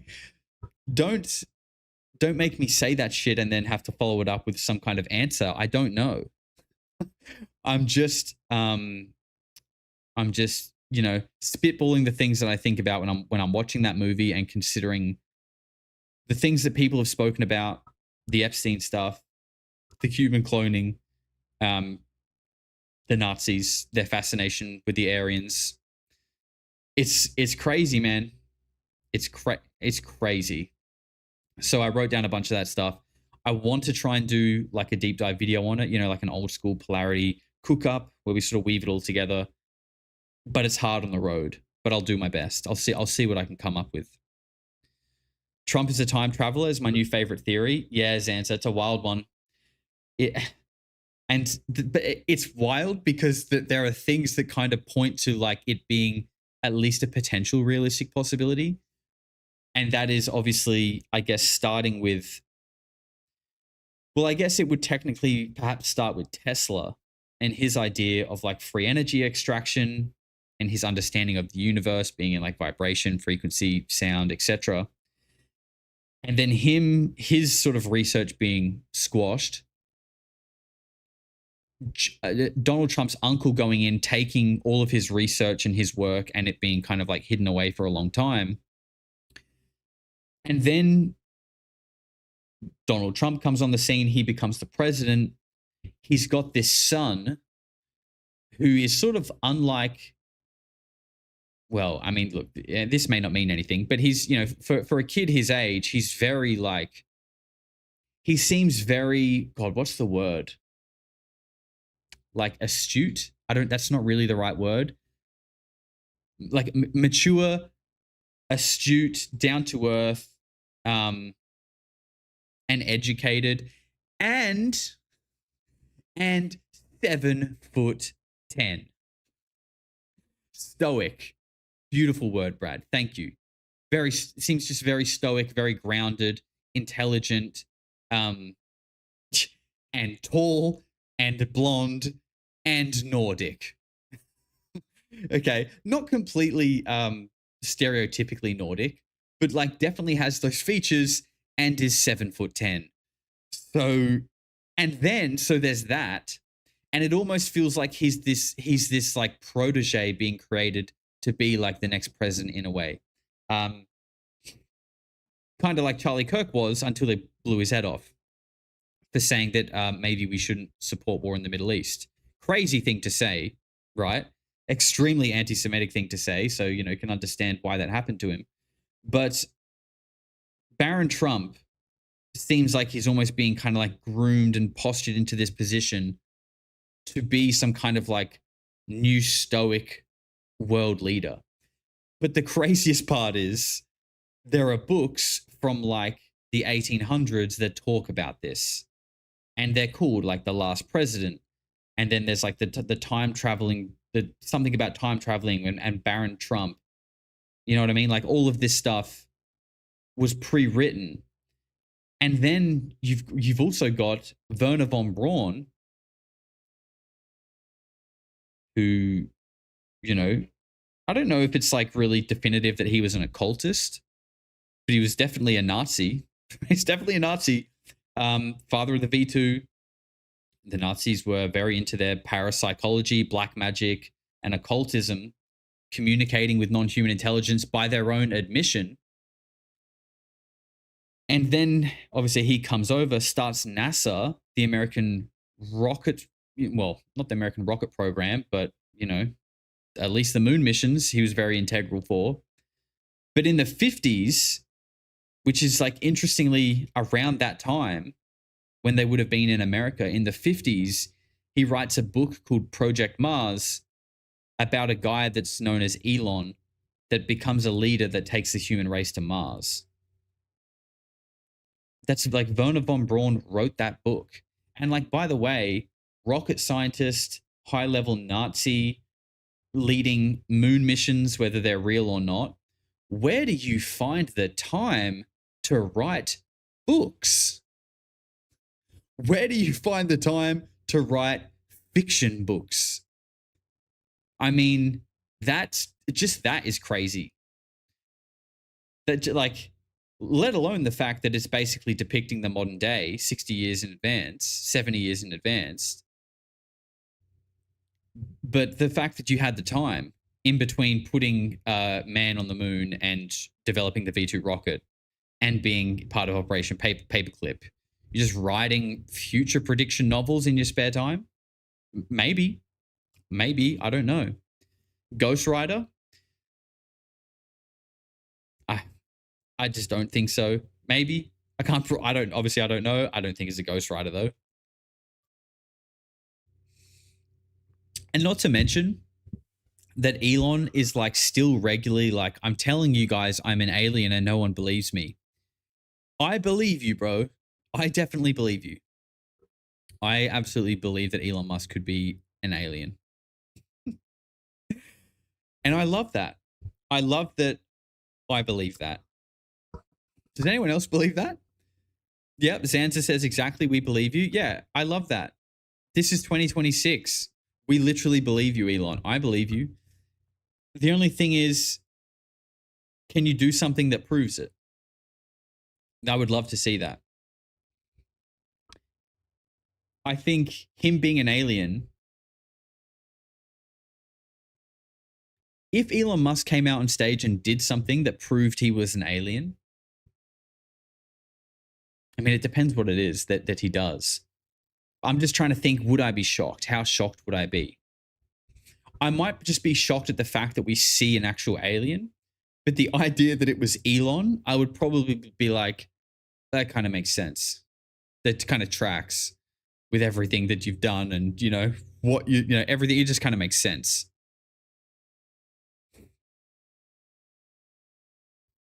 Clark says, watch or read Robert Sepper on the topic of breakaway Germans and Antarctica. A lot of people have been recommending Robert Sepper to me for a long time. And I think someone kind of warned me as well. I believe it was Robert Sepper, that from their own firsthand personal experience, he sort of weaves a little bit of his own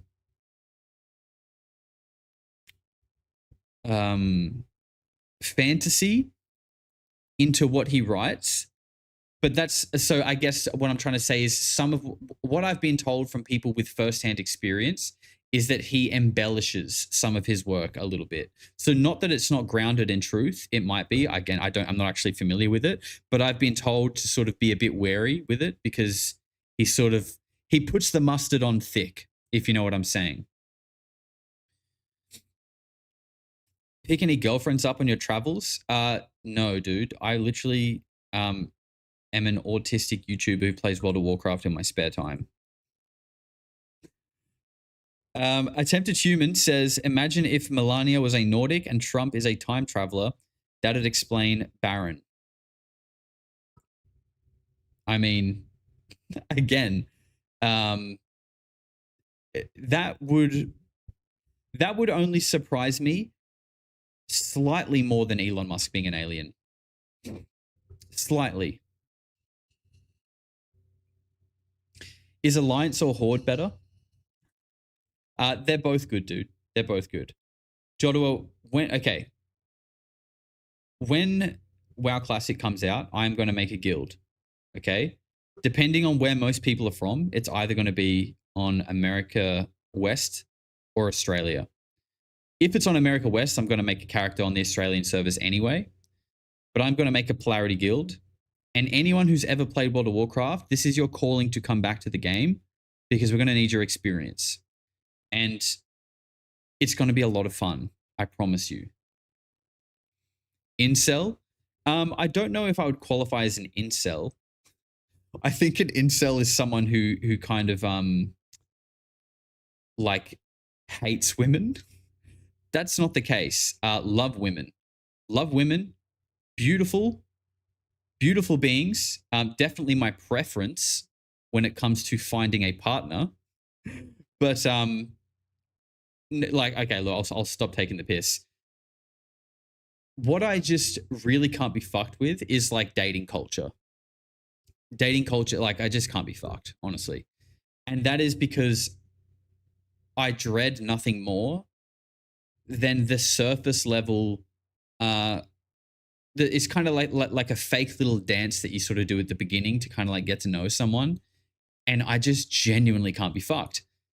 And obviously, I don't want to die alone, but right now, I just have like no need. I don't feel like this need or desire to like find a partner and go through this like weird little like, oh, so what are you into? Blah blah blah blah. How long you done that? Like I don't, because I don't care. I don't care how long you've done that or what you're into. Now the caveat to that is, if I was able to meet someone that was straight away just like, yeah, I knew Pizzagate was real 10 years ago. Lou Elizondo's a liar, and let's order pizza and play video games, I would be like, my wife, take this ring, and I do not need to speak to anyone else again because I've already finished the game. I've finished the game now. But again, that's probably not going to happen, and I just don't feel like I don't know. It's a weird thing. It's a weird thing because I feel like well, it's not actually weird, but it feels weird to not have the desire to need a partner, because I feel most people feel that. Like Zoo says in the chat, are you not lonely? Honestly, like, no.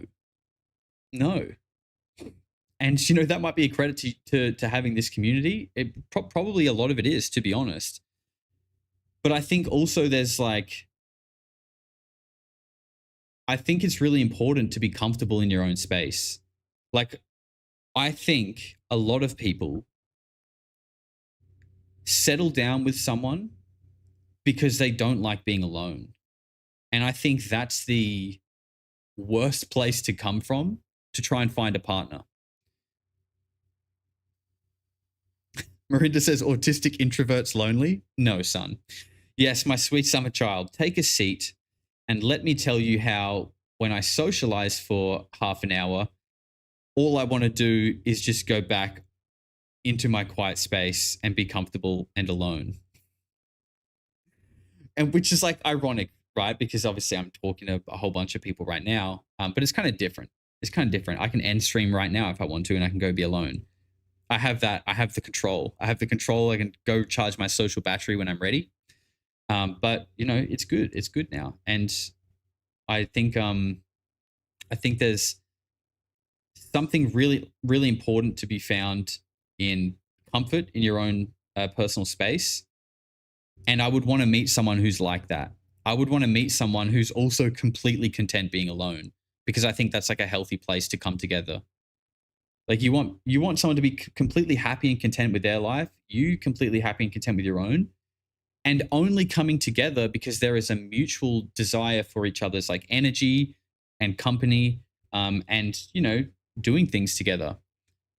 Because if it's coming from like a place of lack, or you're like missing something in your life that you're trying to find in someone else, I think that's unhealthy.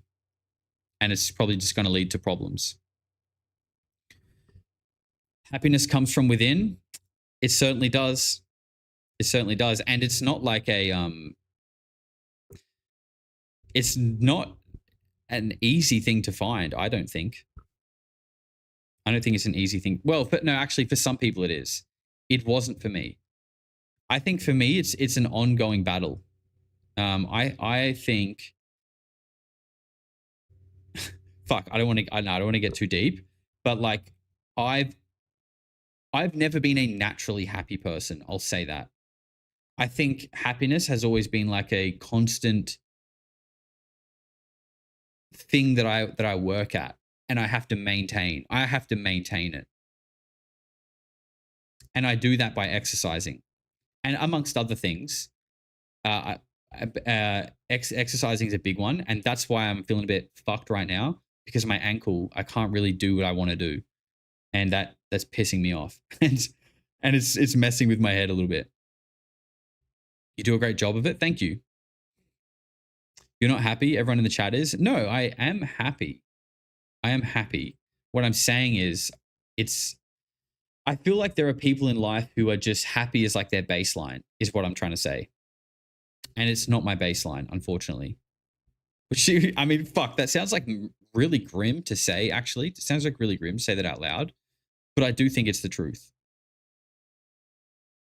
And you know what, though? I will say, I think that is the case because I have a very complex mind.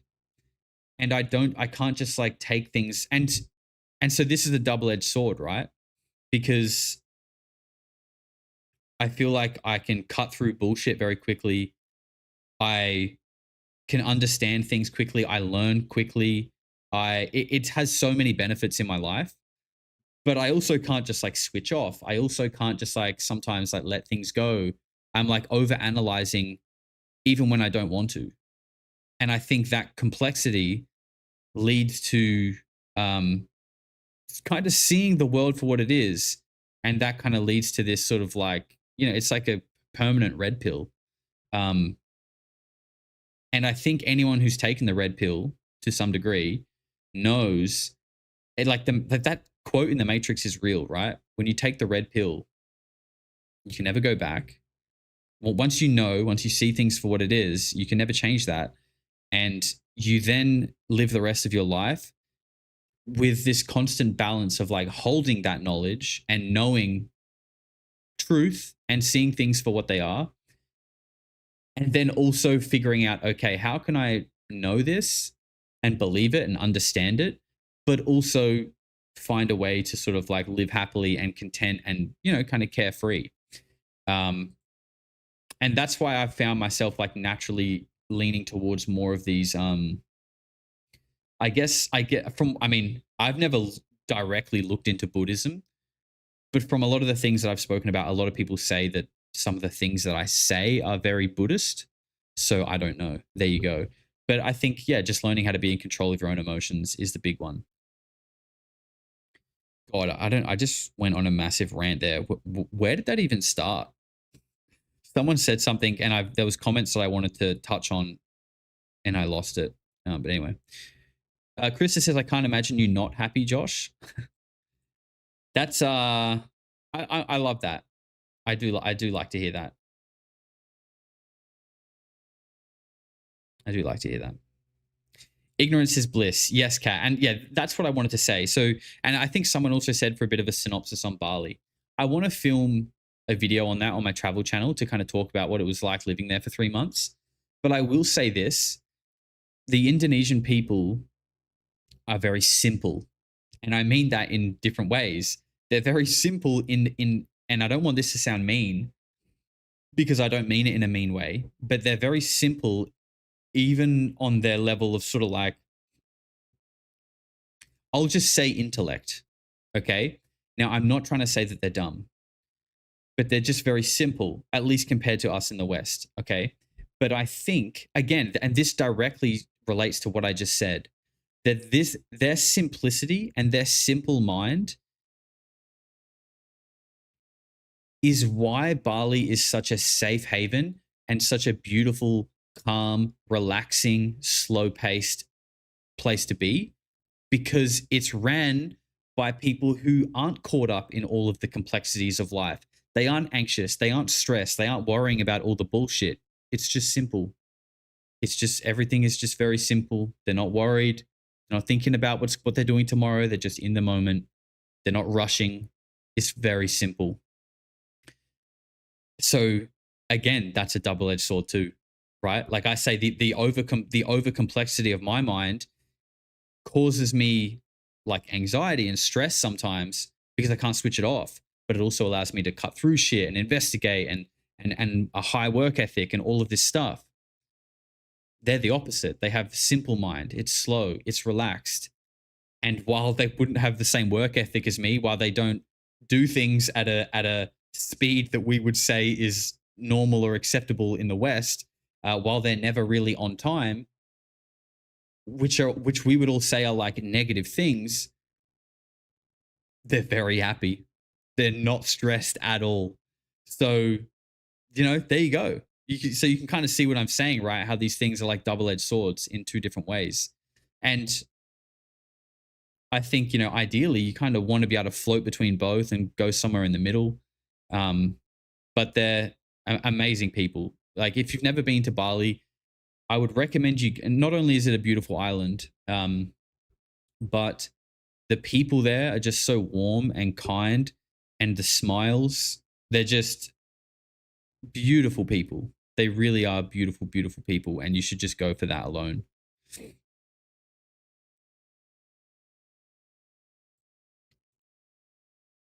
God, I know I'm missing so many of your comments. I'm sorry, guys.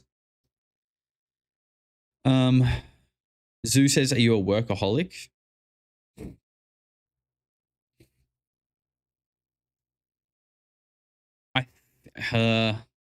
No, I would say no.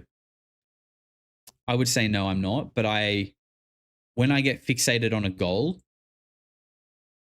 it's like the autism just kicks in and I just don't stop. So I wouldn't say I'm a workaholic, but I guess you could maybe interpret it that way.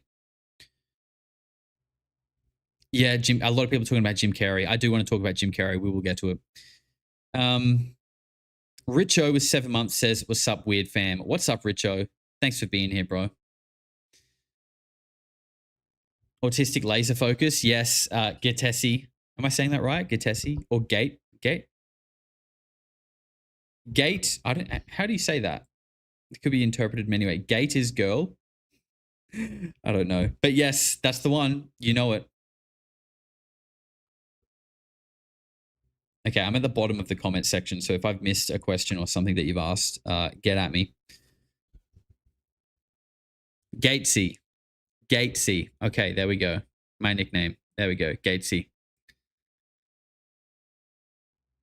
I think that story is just absolutely convenient as fuck to shush all the peasants that got stirred up after they saw whatever the fuck that was on camera. What are you referring to, Brad? I love what you do. It's not work, it's passion. Yes, Angie. I would agree with that. So this is the thing, right? When I get genuinely excited to do something, like I can just work like crazy. Like forget to eat, forget to drink. 7 hours have passed and I haven't moved. And I'm all good.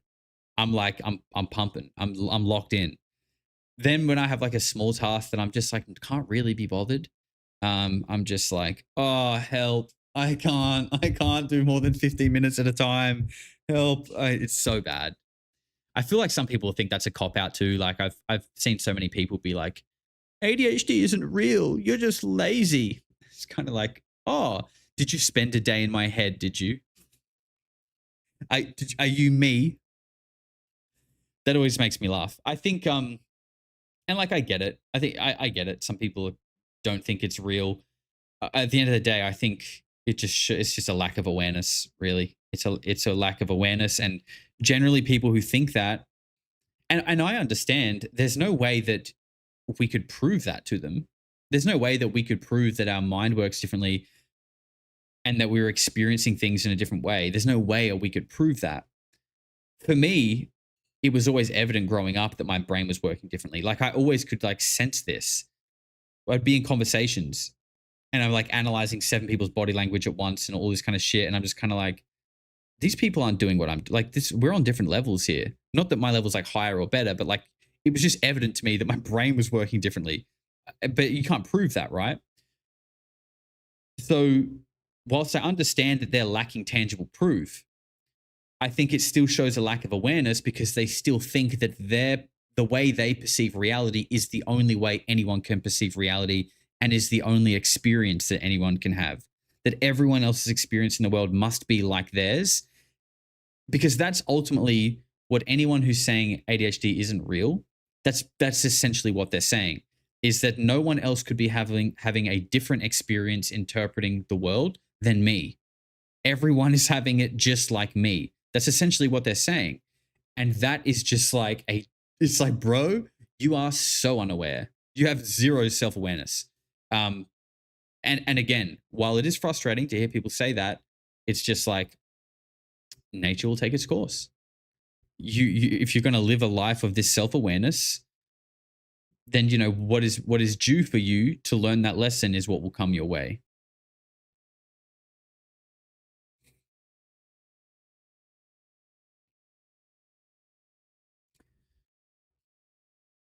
Jordan says ADHD people are basically saying I can't function without meth.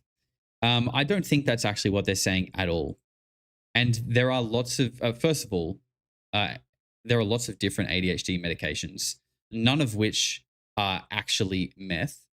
Some of them are similar to, and but it doesn't mean it's meth. And some of them are not like it at all. Some of them are actually non-stimulant ones. So while that is like a 4 IQ take, again, you're sort of projecting your own understanding out in front of a lot of people, and people who are like self-aware will just see you and realize that you are sort of quite far behind in gaining some self-awareness and like understanding of how complex reality actually is.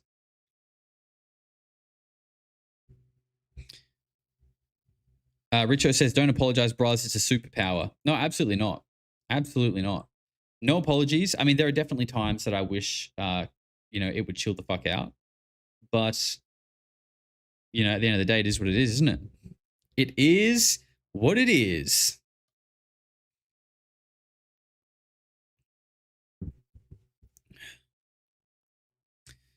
Medicinal bud is a treatment for ADHD symptoms. Interesting. When I smoke weed, I'd basically turn into a zombie. You can see the difference in a brain scan, can't you? I'm not sure. I've never had my brain scanned. I've never really looked at them after. I've never looked at them before and afters or comparisons or anything like that. Wouldn't surprise me though.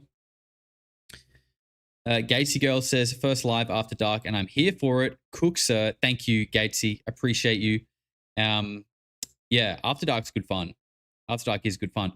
I promised you guys that we would do these once a week from now on. And I think we might have gone just over a week since the last one. But cut me some slack. Been sick, been moving countries. But they will be once a week from here. Okay, Jim Carrey. I know a lot of people are talking about ADHD in the chat, but I never brought that up to be a talking point. It does pull some low IQ people out of the chat, unfortunately, every single time without fail. So let's talk about Jim Carrey. Apparently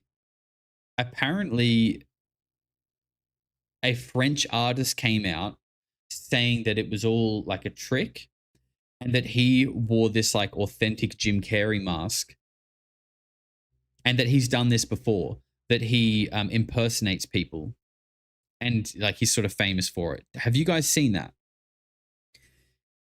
Because look, again, this might be true. That might have been what happened. But it's still, if anything, this raises so many more questions. And this is like my problem with, I guess, just like the wider public and the way that they disseminate information and just don't think for themselves. This guy has come out and basically said, it was me, here's the mask, I do this all the time. And people have just gone, oh, okay, yeah, oh, it wasn't, it turns out it wasn't Jim Carrey, cool. Now, I don't think, hang on. Remedar says, Josh, tell me you believe the dumb story about the mask artist and I'm unsubbing now. Well, bro, I will not be held to any ultimatum. So go ahead and unsub if you want to.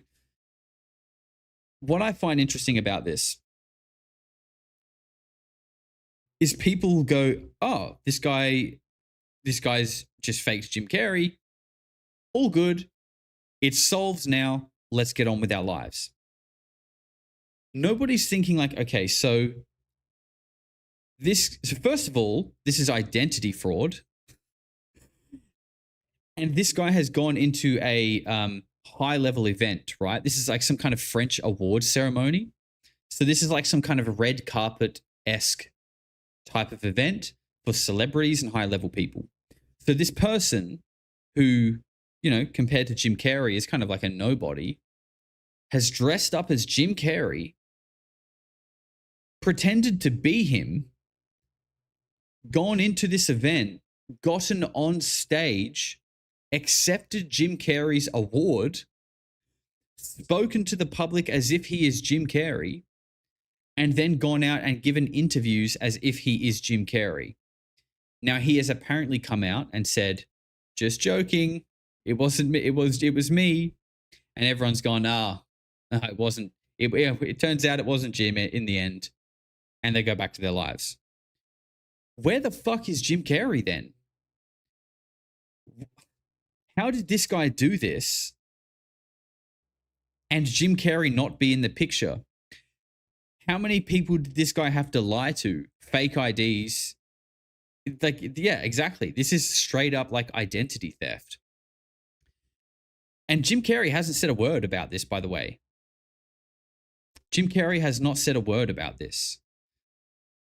So unless Jim Carrey is in on this and he sort of like paid this guy to do this, which was like an early theory, by the way, that I think, because I think the reason why so many people had a problem with this is because this version of Jim Carrey was like straight up against everything that Jim Carrey actually stands for. Not only did the guy look like he was like pumped full of Botox, but like his whole, which is so not Jim Carrey, by the way, but like his whole persona, his energy just did not align to Jim Carrey at all. Jim Carrey is like pretty much at this point like anti-establishment, anti-Hollywood. He thinks it's all fake and gay. He understands that it's all a bullshit lie that is designed to kind of lull people into a false sense of reality. Jim is very aware of that. He's spoken about it openly. He's alluded to the Illuminati openly. Jim is very aware of that. For this guy to come out with a face pumped full of Botox and acting like he loves the award ceremonies and he's so happy to see everyone, it's kind of like, okay, this is not him. So unless Jim paid for this guy to do this as some kind of publicity stunt to kind of test if people are awake and actually paying attention and thinking for themselves, then this is like identity fraud. But the point is, Jim hasn't come out and actually said anything yet. So it's kind of like, what is actually going on here? Some people think that's possible, and I do too. But at the end of the day, like the silence is kind of like spooky. Like, I don't know, come out and say something, I guess. But my point being, for this person to come out and be like, it was just a prank, bro, it's just a prank. It's kind of like, okay, but you can't just say that. Like, how did you get in? Who are you? Where's Jim? Did he pay you? Like, there's just way too many more questions. And it annoys me that people are just willing to accept some kind of like explanation that's handed to them without feeling like we deserve more answers or asking more questions. Truman Show IRL. Yeah. Yep. I think the fact that Jim Carrey played that character is so ironic. I wonder if that role, in a way, like sparked some kind of like seeded those ideas in him, because that was quite early in his career. And I wonder if this idea that like people living in a false sense of reality was kind of seeded by that movie. Because, I mean, a lot of people do in Hollywood, but it's a bit of a coincidence that he kind of went on to have the beliefs and the feelings about Hollywood that he does. Jim has stated in the past that he likes to use a double. Interesting. I haven't seen that. And again, it lines up with The Island, that these powerful elites all have body doubles. And, it makes, if that is the case, and I think it might be, I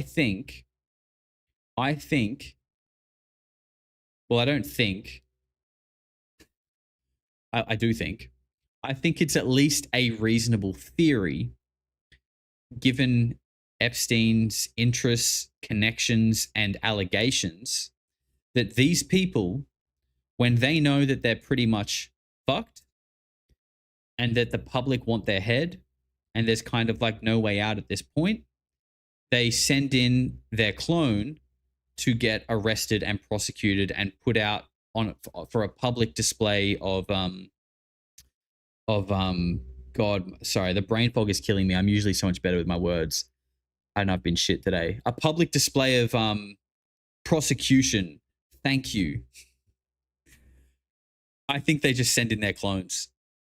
So it appeases the people, and then they go back to drinking grape soda on their island and going to Atlantis in their submarine.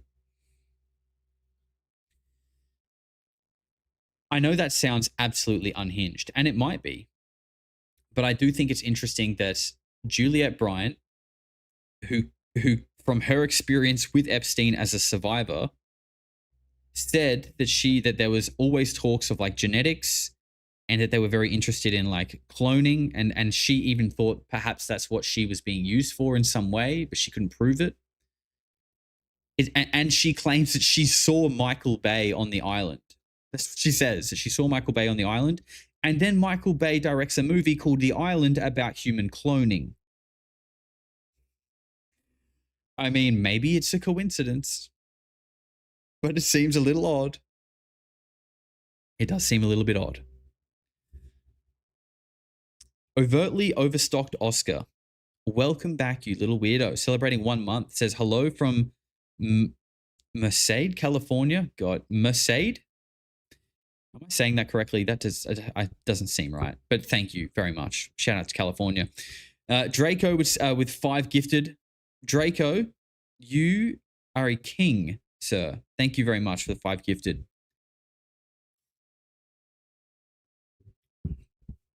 What else is there? Oh, the Neil McCasland. Man, the Neil McCasland thing. Did we talk about that? Not really. I mean, it's a tough thing to talk about because we don't really know much. Merced? Okay, I was on the money. Yeah, this Neil McCasland thing is crazy, and I don't know. Again, I guess it's hard to talk about because people don't really know what's going on. But I feel like people are perhaps undervaluing the significance of this.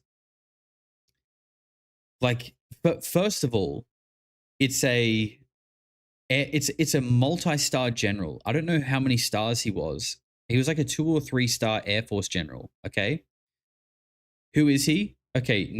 General Neil McCasland was an Air Force general who was the advisor to Tom DeLonge in starting To the Stars Academy. So if you've looked into Tom DeLonge's story, he often talks about how when he was making these connections with people like high up in the Air Force and Lockheed Martin, he got introduced to a multi-star general, and that he says that this general leant across from him at the table and says, it was the height of the Cold War.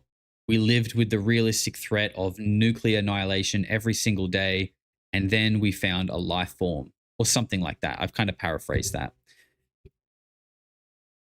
And it's kind of not confirmed, but it's sort of come out through like WikiLeaks emails that it seems like that person who said that is General Neil McCasland.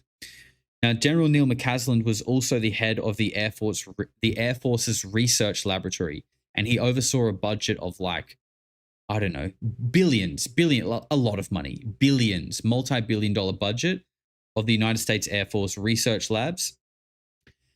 And, you know, this has got to be one of the places where they're not only one of the places where they're at least experimenting and looking into these exotic technologies, but he's also apparently told Tom DeLonge that they found a body in the Cold War. So this is a person who is also read in to knowing some of the truths about the world. Again, this is all allegedly. What's also really interesting is Jason Giorgiani who's been kind of popping off a little bit in like the last ever since Jason Giorgiani went on Jesse Michaels the first time, he really started getting like feisty on X, very aggressive with the things that he was posting. Now, he was also saying like he's going to expose the Collins elite, all this kind of shit, and he basically claimed that Peter Thiel was the head of the Collins elite, which is kind of wild and unexpected, but maybe.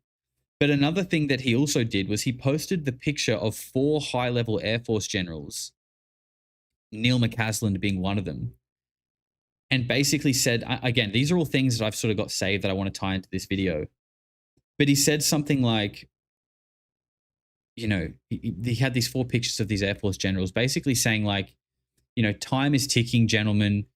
At best, you've got about 18 months to get this stuff out or all hell is going to break loose. And so what he's kind of hinting at there is the fact that it's like, if you guys don't start admitting what you know and like letting this technology come out, like, you know, that's kind of what he's hinting at, is like giving us disclosure that it's going to kind of come in this catastrophic fashion. That's what Jason Giorgiani is saying. Now, I don't know what his sources are. I don't know how or why Jason Giorgiani is in a position to know some of these things that he claims to know. Now, that doesn't mean I don't believe him, but I don't know like what these claims are sort of based in. But I will say that I've always been a fan of listening to him, and he's very well researched. His books are extremely interesting. He's a fantastic speaker. He's clearly intelligent. So, you know, like I tend to at least listen when he speaks. I just don't know where he gets some of this information from. But it's interesting that when he and this was like a year ago, by the way, that he did that post with the 4 generals saying you've got about 18 months. Okay, it's about a year ago.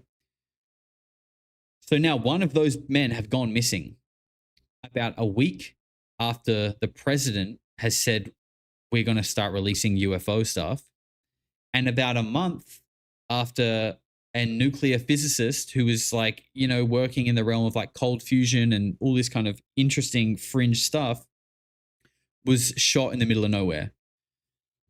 Sorry, shot in his home out of nowhere is what I meant to say. And also just recently another physicist got killed as well. So you've got this high-level general connected to the UFO programs goes missing. And also like Air Force general going missing.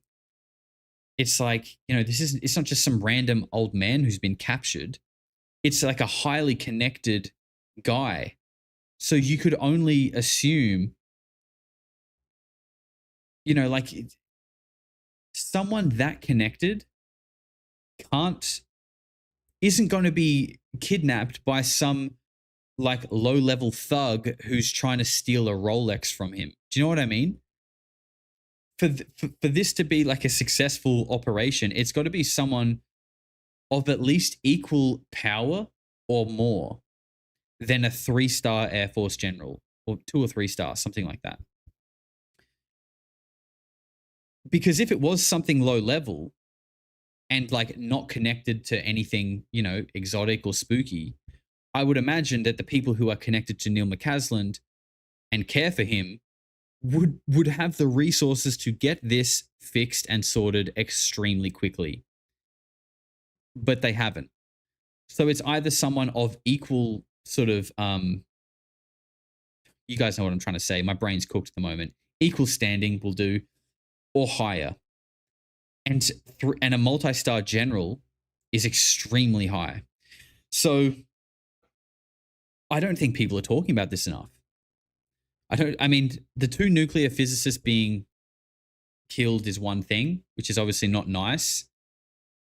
And it's still significant. But when we're talking about multi-star generals, that's like scary. I think like that's scary because, you know, because with what I just said, it kind of proves that someone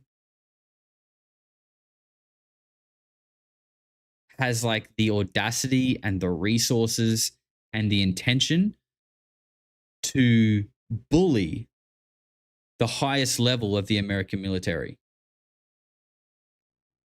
Because that's essentially what's happening. They're getting big dogged.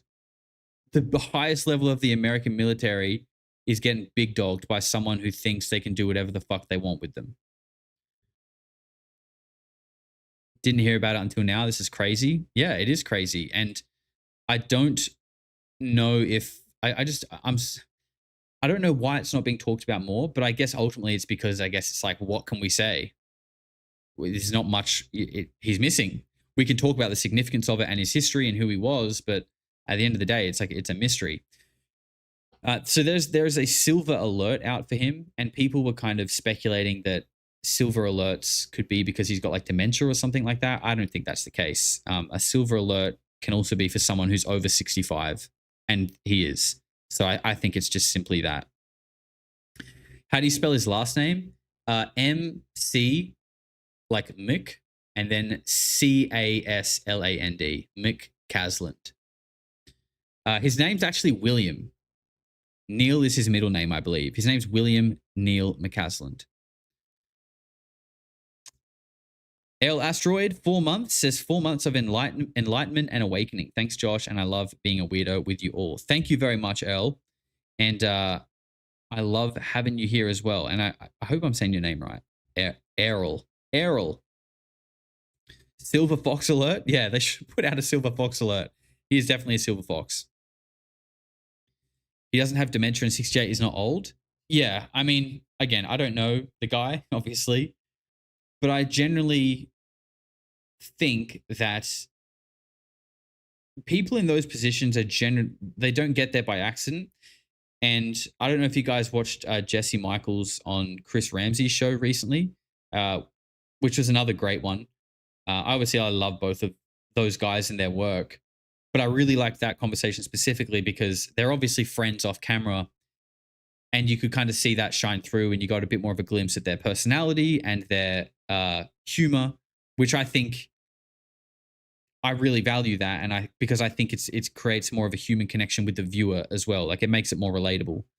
But Jesse said in that they started talking about his time he spent with Harold Malmgren, which was a really interesting part of it, by the way, and he said that even when Harold Malmgren was on like his deathbed, essentially, like in his last days, he still had this like super sharp like memory recall. Like even when he was struggling to speak because he had like a throat cancer or something, it's like the brain was still there, like 100%. And I think that is probably a trend that you would find with people in these high level military positions, because I think that that sort of mental acuteness is probably like a prerequisite, or at least like a trait that would sort of remain sharpened throughout your career. So even in your later years, you're still going to have that, and you're not going to be someone with like dementia or something like that.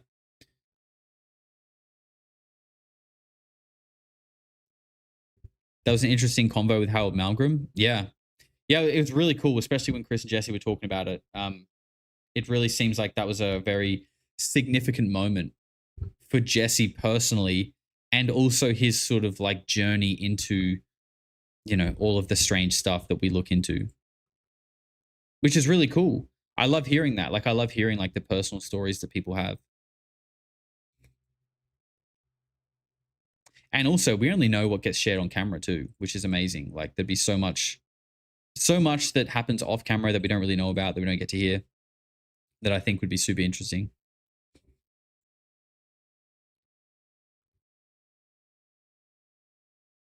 You're only as old as you feel. I would agree with that. Being old is a state of mind, just like heaven and hell.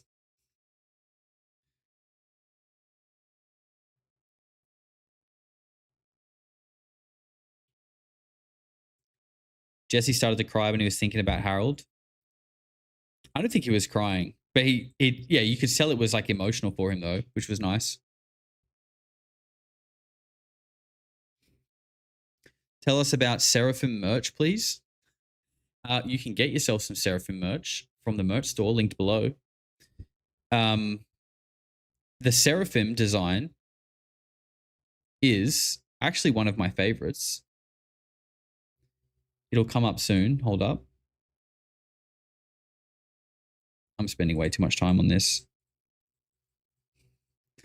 It's going to hit. There it is. That's the Seraphim design there. That's one of my favorites. You can get it on hoodies, t-shirts, singlets. Josh the Bagel Head. That's a bit unfair. Why am I a bagel head? I don't even eat many bagels. I do like them though. Mickey says Josh ... Why are you saying that, Mickey? When you say Josh ... I think something's wrong. That feels kind of like like Josh. Like, bro, don't you realize what's happening? Josh. Bro, we're all looking at you and laughing, bro, because you don't even understand what's happening right now. That's what that feels like. Mine's on its way. Hell yes, Bleak, my man. Thank you for supporting, bro.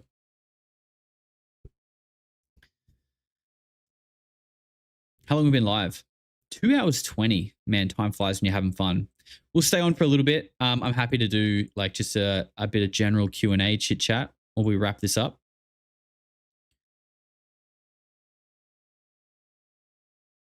Who said bagels? Yeah, you're going to trigger the food community, which is basically a 90% overlap with the Polarity community. We are snack enthusiasts. Every time we're in voice chat, you can guarantee the conversation steers towards like snacks or what we're eating. And then everyone starts getting kind of like, I call it food horny, which you could say, Josh, we have a word for that. It's called hungry. But I actually think they're a little bit different. There's an overlap, but I think food horny is kind of like when someone starts talking about food and you just genuinely are like, oh, fuck yeah. Like, I just want to go get some snacks now, you know, and you get that really like, oh, that's food horny. That's the difference between just regular hungry and food horny. Snack FOMO. Yeah. We're snack enthusiasts. Fawny. Craving. Yeah, I like food horny better. Sorry. When do you head to South Korea? I'm not going to South Korea, actually. Going to North Korea. I'm going to join the Communist Republic. No, I'm not. I'm not going to North Korea, but you can go.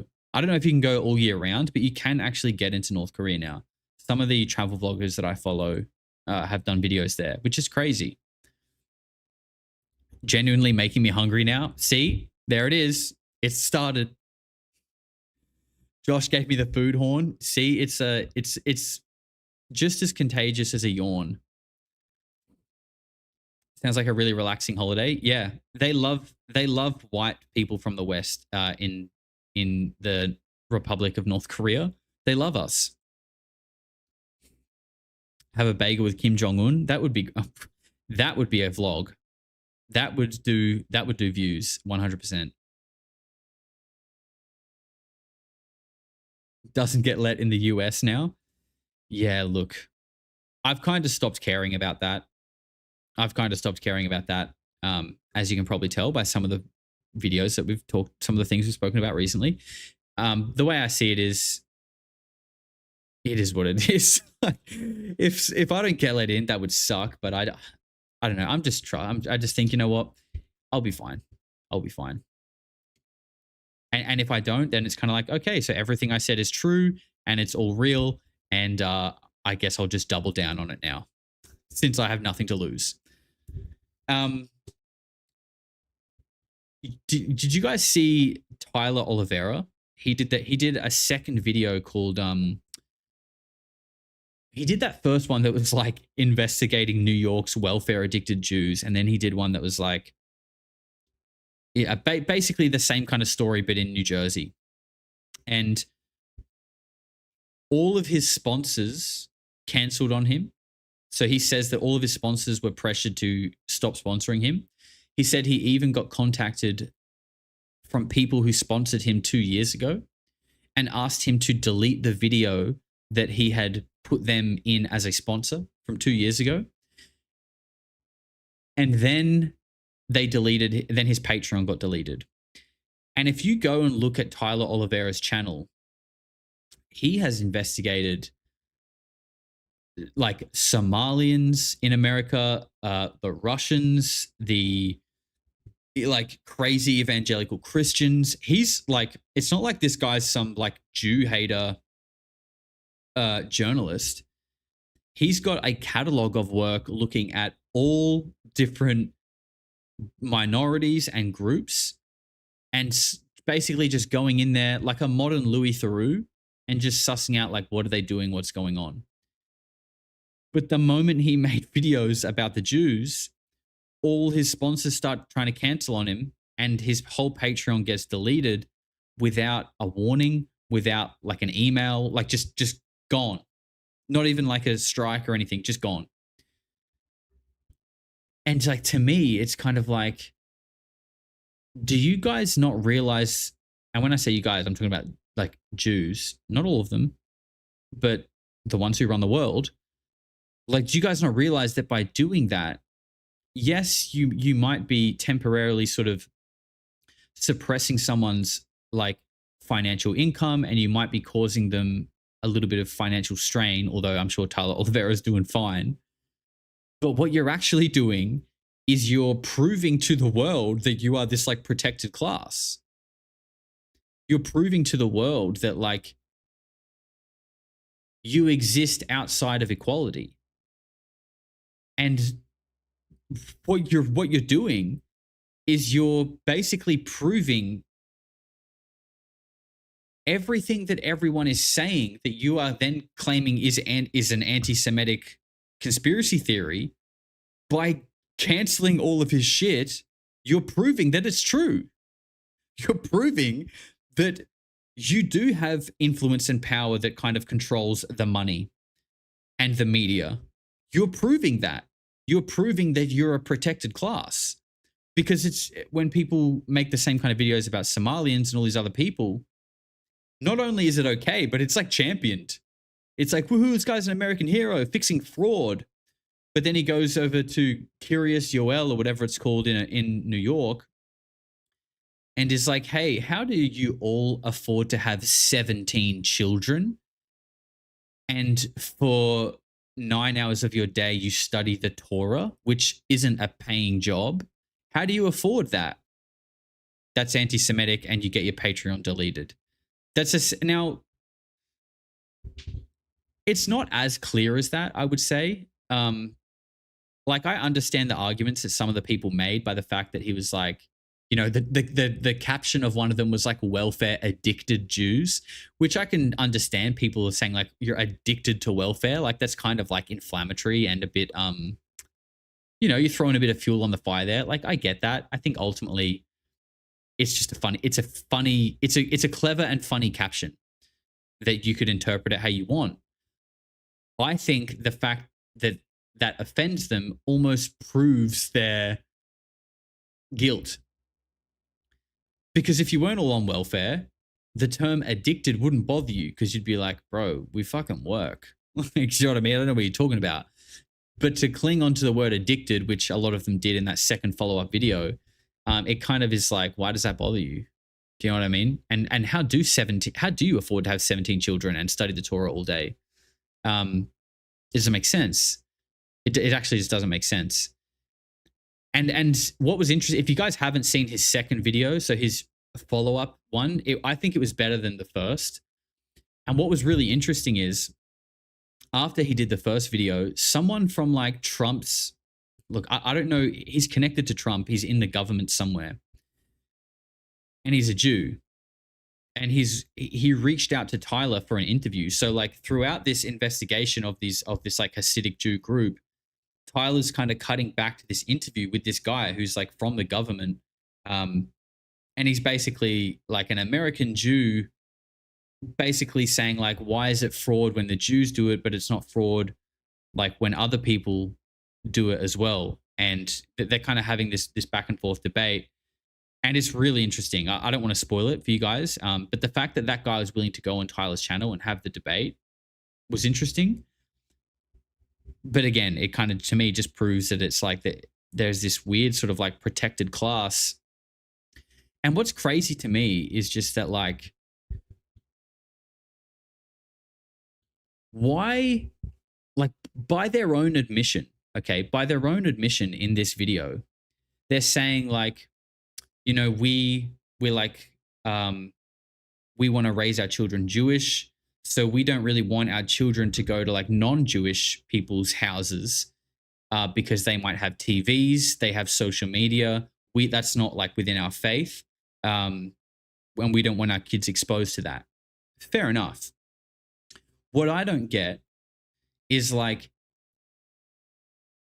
they come and move into what was a predominantly white, or, you know, maybe like a mix of like Hispanic, black, or whatever, but like largely like American Christian Catholic sort of vibes, right? In like a neighborhood. They move in by the truckload, start having 17 children each, multiplying like fucking rabbits. And then when they eventually take over the neighborhood, they don't understand why. And again, remember, they don't want their children integrating with anyone else. But they moved there and started breeding like crazy. And they can't understand why people don't like that when, by their own admission, they don't want to integrate. So it's like, but you moved here, you don't want to integrate with us, and you're basically outbreeding us by like a crazy magnitude. Most Americans and Australians can't even afford to have 1 or 2 kids. Meanwhile, they're having 17 and studying the Torah. So that's crazy.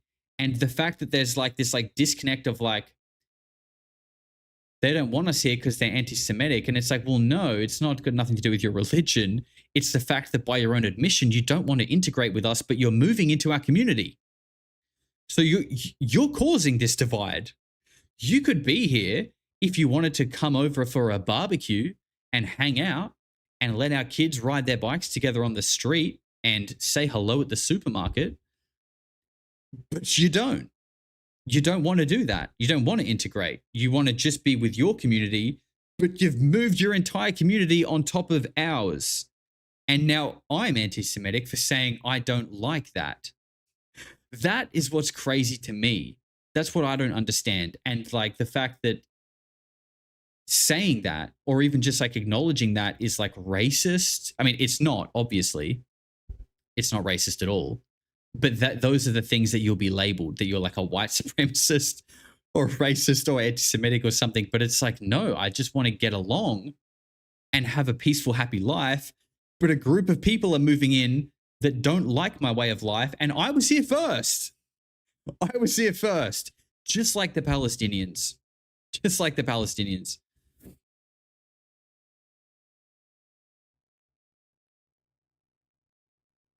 Please fact check the reproduction rate. Okay, I'll pull up the census data for ultra-Orthodox Hasidic Jews reproducing in New York, and we'll get the goal umpire on that one. I've got a feeling it'll come back and they're actually having 18 children. Turns out they're having 20. That neighborhood was promised 3,000 years ago. Yep. It all was. It all was. It's really interesting. Like, I feel like, and I know that there is, I know that like there's like Jewish people in my community. I'm interested to know like how like more secular Jews feel about this. Like, I even saw a clip of Seth Rogen recently, who is a Jew, and he was kind of basically saying like, I'm fucking scared of Jews. Like, they never told me, you know, he was sort of saying like, when we're growing up and they're talking about Israel, like, we're told that it was like basically just like an open door, like it was empty. And we were just kind of like walked in and we're like, oh yeah, this is meant to be ours. Sweet. Like, it's very different. Like, the narrative that they're kind of taught is very different to what the reality of the situation is. And I mean, I empathize with a lot of like just like normal secular Jews, like non-Zionist secular Jews who are, I guess, going through the revelations and the political friction that we have today. But I'm also curious, like, how those people feel, and like, do you feel Seth Rogen the actor? Yeah, Seth Rogen the actor. Like, do they feel less connected to their faith? Do they feel like pushed aside? I don't know. Like, I'm curious. Like, has it made you reconsider your beliefs in any way? I'm not saying that it should, but I wonder, like, let's use Seth Rogen as an example. Probably just, a normal dude grew up with like Jewish parents, not super orthodox, very sort of like normal secular, maybe go to church every now and then, but like we were a Jewish family and that's what we've always been. But like, you're not really that deep into it. Has sort of like, knowing that like the extremist parts of your religion are performing like oral suction on little babies, and that like it's connected to a Zionist agenda of like taking over the Middle East. Like, it makes me wonder, like I try to put myself in that position, which is obviously impossible because there's so much nuance to it. But I feel like if that was me, I'd be like, fuck, like, is this something do I want to be associated with this? Do I need to learn more about this to gain a better understanding? Like, it's crazy. It must be a really hard time for those people.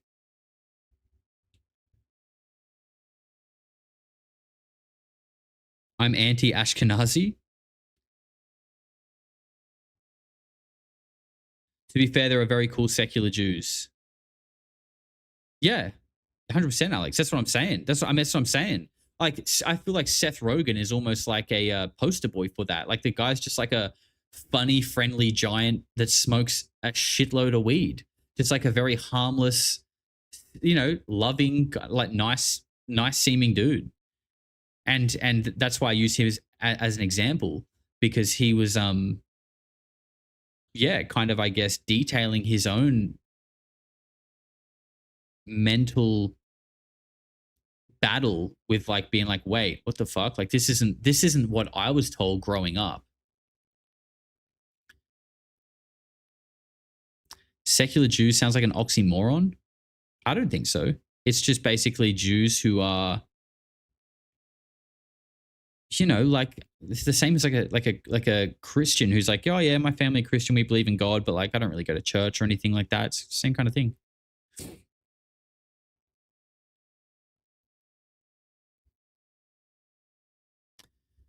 Hey man, I have respect for AJ Gentile from the Y-Files for going against it publicly. What did he go against publicly?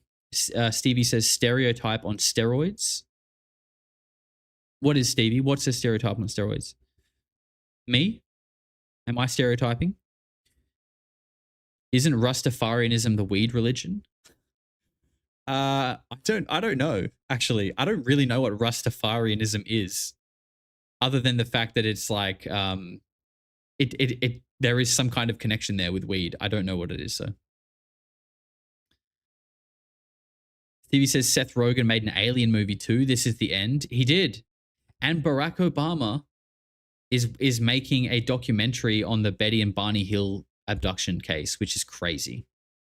That dude's clearly very interested and potentially knows things about UFOs and aliens. And he also made that other movie too. Was it Nope? Or Don't Look Up? I don't know. I think it was Don't Look Up. Rastafarianism is based on Ethiopian Zionism. Oh my God. So many isms. It's so complicated. The world's crazy, man. Peter, you little weirdo, thank you for becoming a member once again. I appreciate you and all that you do.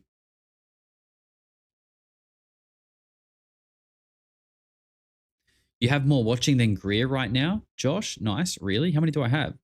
Oh my God, I have 600. Why do I have to have 666? First of all, that's weird. That's weird that happened. But also, man, Greer is down bad. If Greer's not even pulling 600, what happened? He must have just started his stream. Otherwise, he's down bad. If I'm pulling more than Greer, we are really in the end times. Travis, thank you for the super chat, brother. He says, your honesty is what we follow. Lead on, right or wrong. And then he got cut off, unfortunately. But thank you, bro. And I will always try and do that. I really, I will always be honest, first of all. that's not up for debate. I will always be honest and just tell you guys how I'm feeling, and that could change, that could fluctuate. Well, it will fluctuate because we'll learn more things over time. And so, yeah, my theories will fluctuate. And that's why I actually think live streaming regularly is more suitable to me, because it allows me to kind of like constantly hash and theorize what I'm feeling. Whereas like videos, they're too slow. They're too slow for me. But we will get back to doing some videos. But yeah, I just I wish I could figure it out. I wish I could actually get some answers. I hope we get some. I hope we get some. I hope that's what this is all about. You know what actually might be a good watch along, and I'm sure some of you guys have probably watched it already. Professor Zhang just did a really good video on like the war in Iran and like, Israel striking Iran. And I thought it was really good and really interesting. He is quite pessimistic though. Extremely pessimistic actually. And it's kind of funny because he's literally teaching a classroom of students basically saying like, yeah, the world's about to end. Unlucky you guys are born a bit too early or a bit too late, I should say. But I thought it was really good, just the way he kind of broke down what he thinks and where we're at. Kat says he's a realist. I agree with that massively. I think he is a realist. I do think he is. I think you can be a realist with a pessimistic tone. I really do. And I think that is him. But maybe we could watch that. I think it's probably relevant, and it'd be good to talk about and maybe do a bit of commentary on his analysis.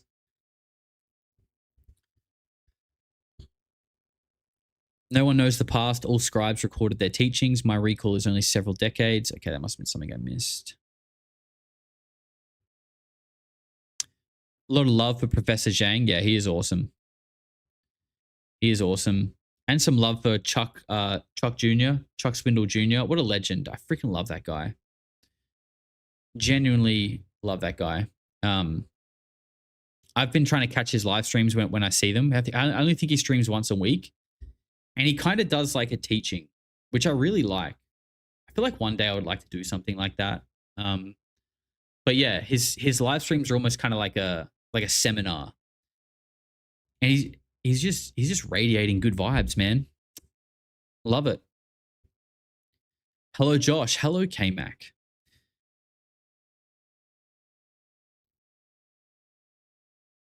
If the world ends, we'll just go into the next dimension and begin a new life holographic simulation.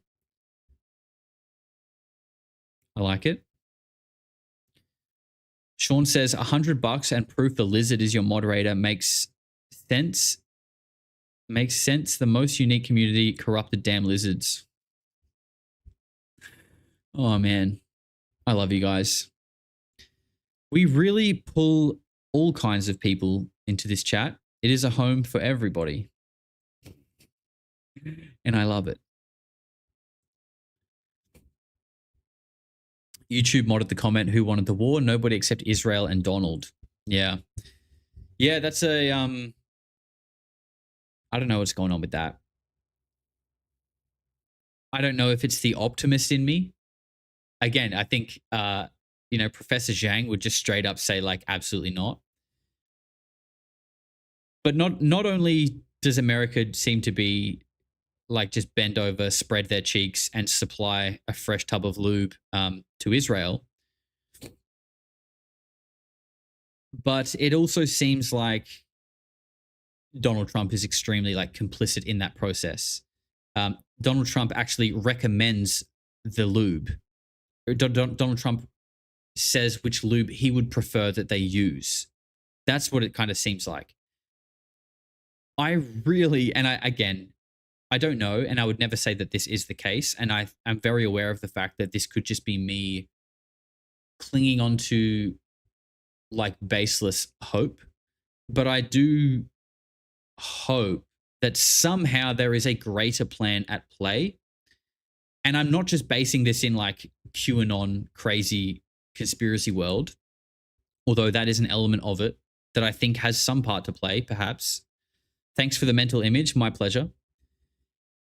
But also the fact that this whole process of disclosure combined with war in the Middle East, it has this very like religious tone and like a very Christian tone, a very kind of Christian tone, which I'm not saying is the right one, by the way. But that's, again, if you go to Professor Zhang and you look at the video that we watched of his called Pax Judaica, which is about, you know, the next era where the world's kind of ran by the Jews. You could say we're already in it, but maybe where it becomes more obvious. He talks about like the different eschatology of Judaism, Christianity, and something else. I don't know if it was like Catholicism. It was something else. He goes through like these different eschatologies on how the end of the world is sort of meant to play out, or what their sort of beliefs are about like the return of like and a new age beginning, right? And the Christian eschatology is not the same as the Jewish one.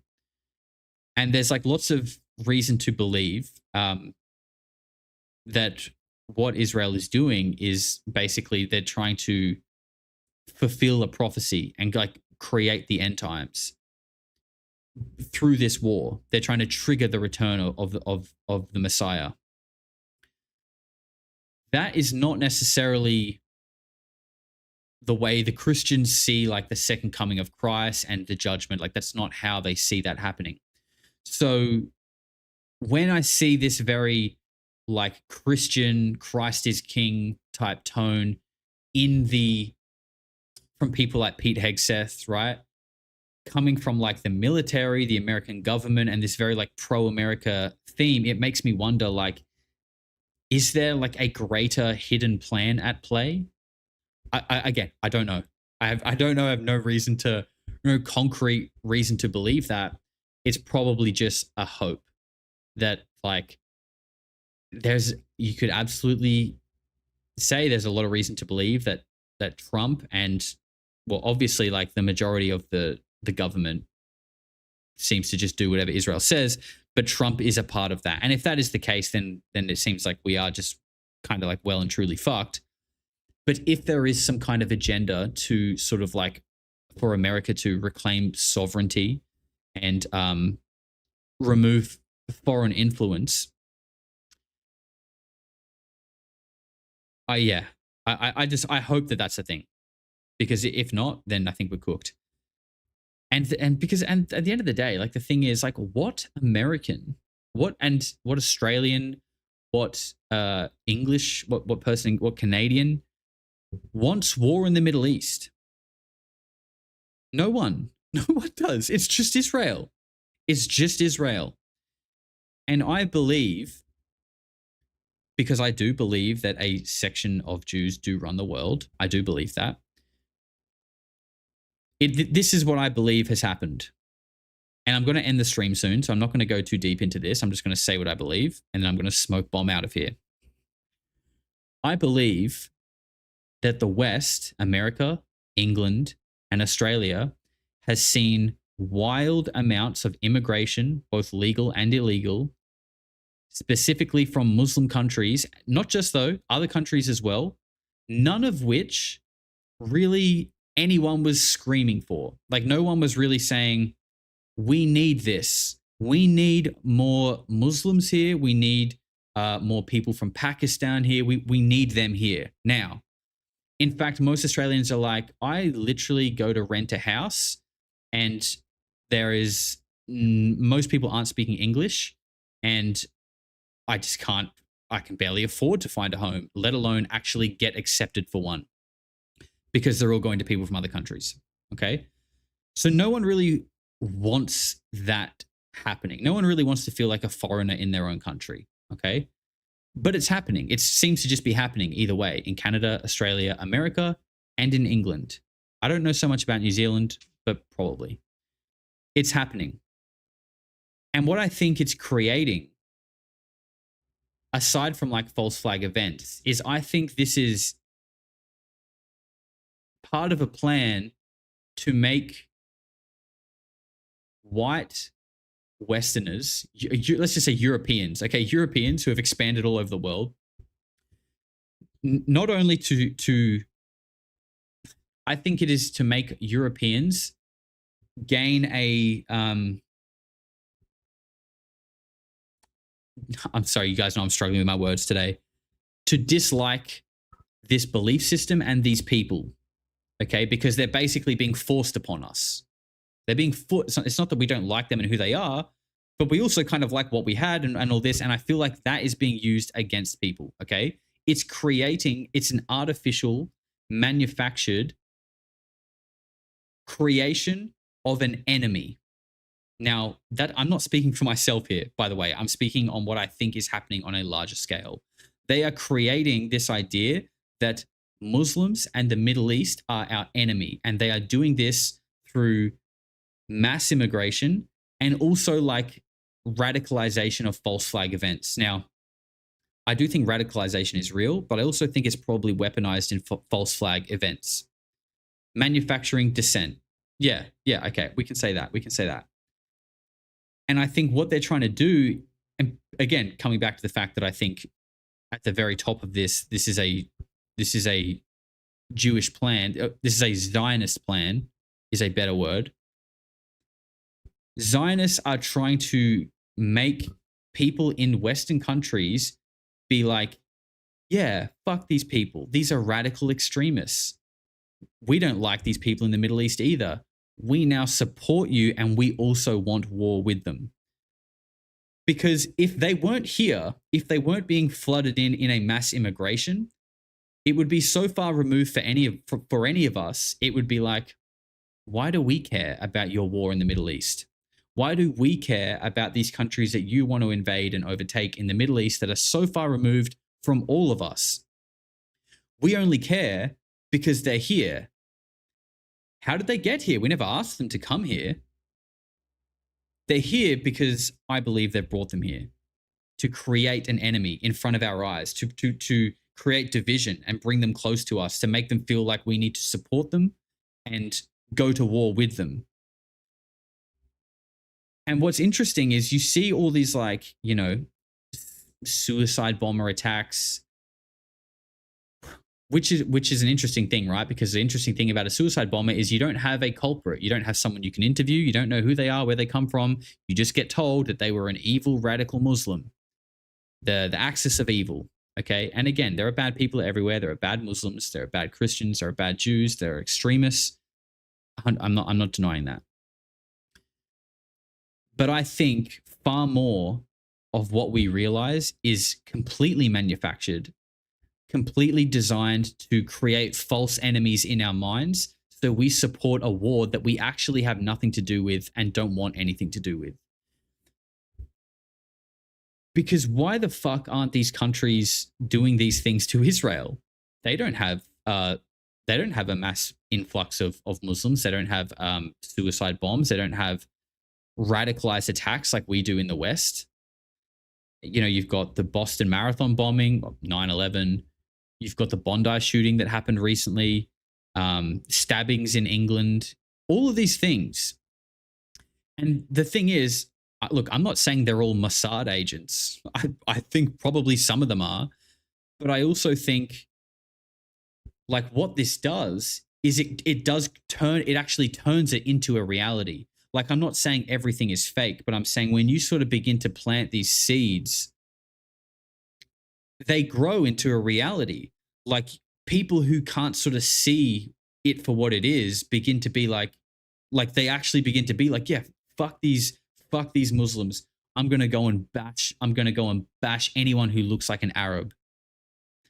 And then that happens.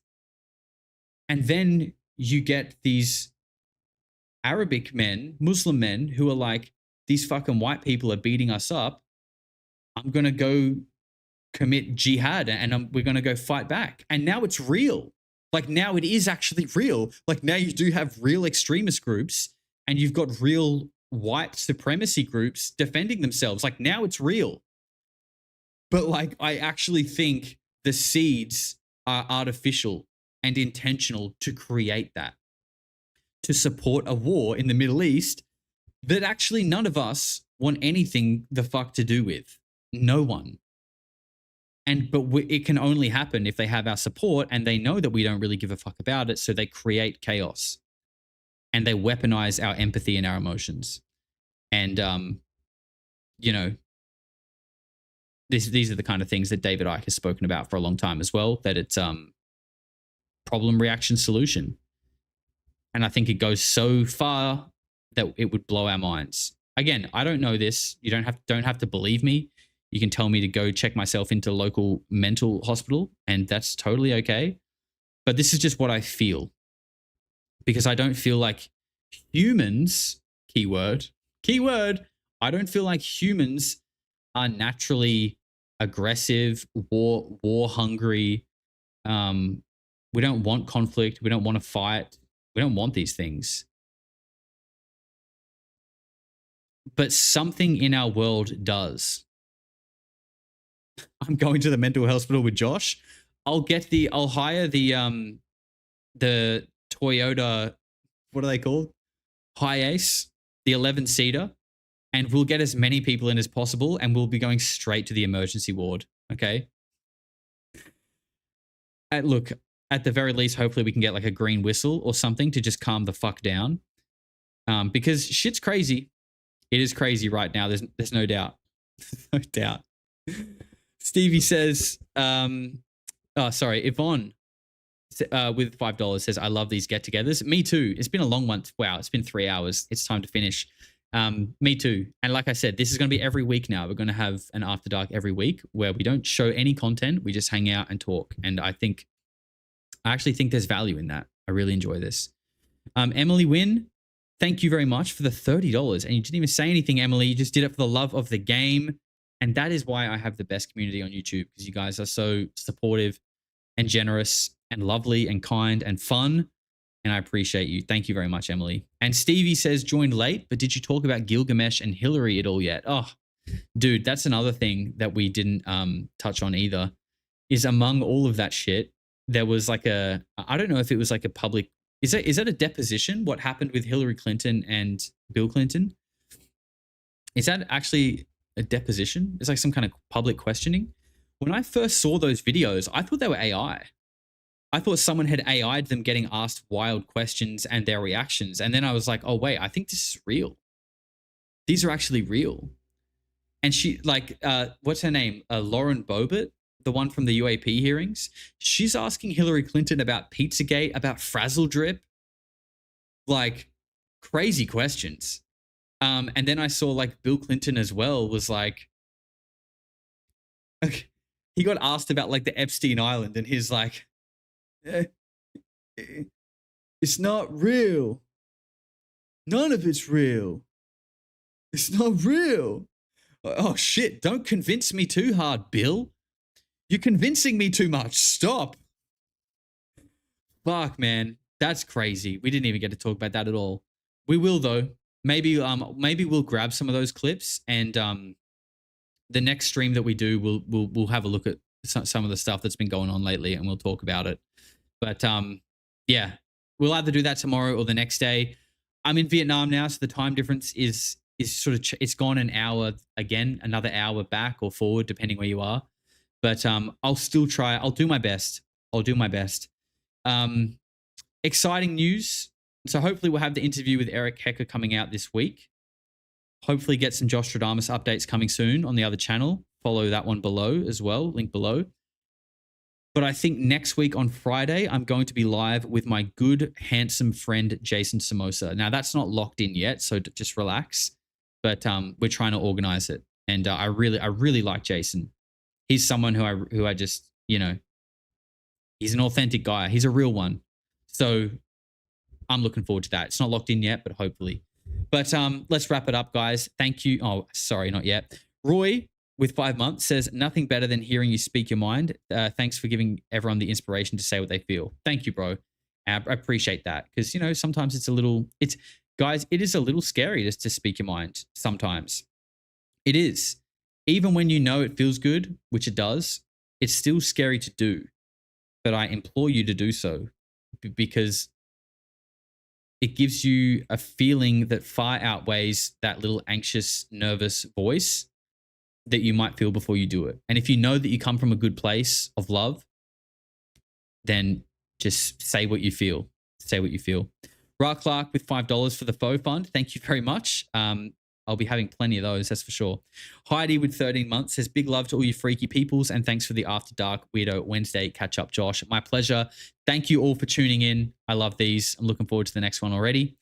And Mickey with 10 months says, love to all my favorite weirdos. Better lock in that Jason live. I'm working on it. I'm communicating with him and hopefully we can make it happen. So guys, thank you all for today. Thank you for lending me your energies and making us a nice spirit bomb here.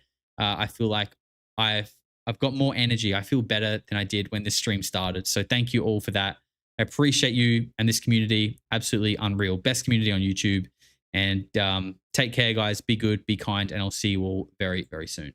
Peace. Eventually, people are going to say, what the hell is going on? No matter how far you go into the dark, when you flip, you go exactly the same place to the light in our galaxy. Everything. Because everything is in balance. Everything is a polarity. I think it's just going to get weirder and weirder and weirder, and finally, it's going to be so weird that people are going to have to talk about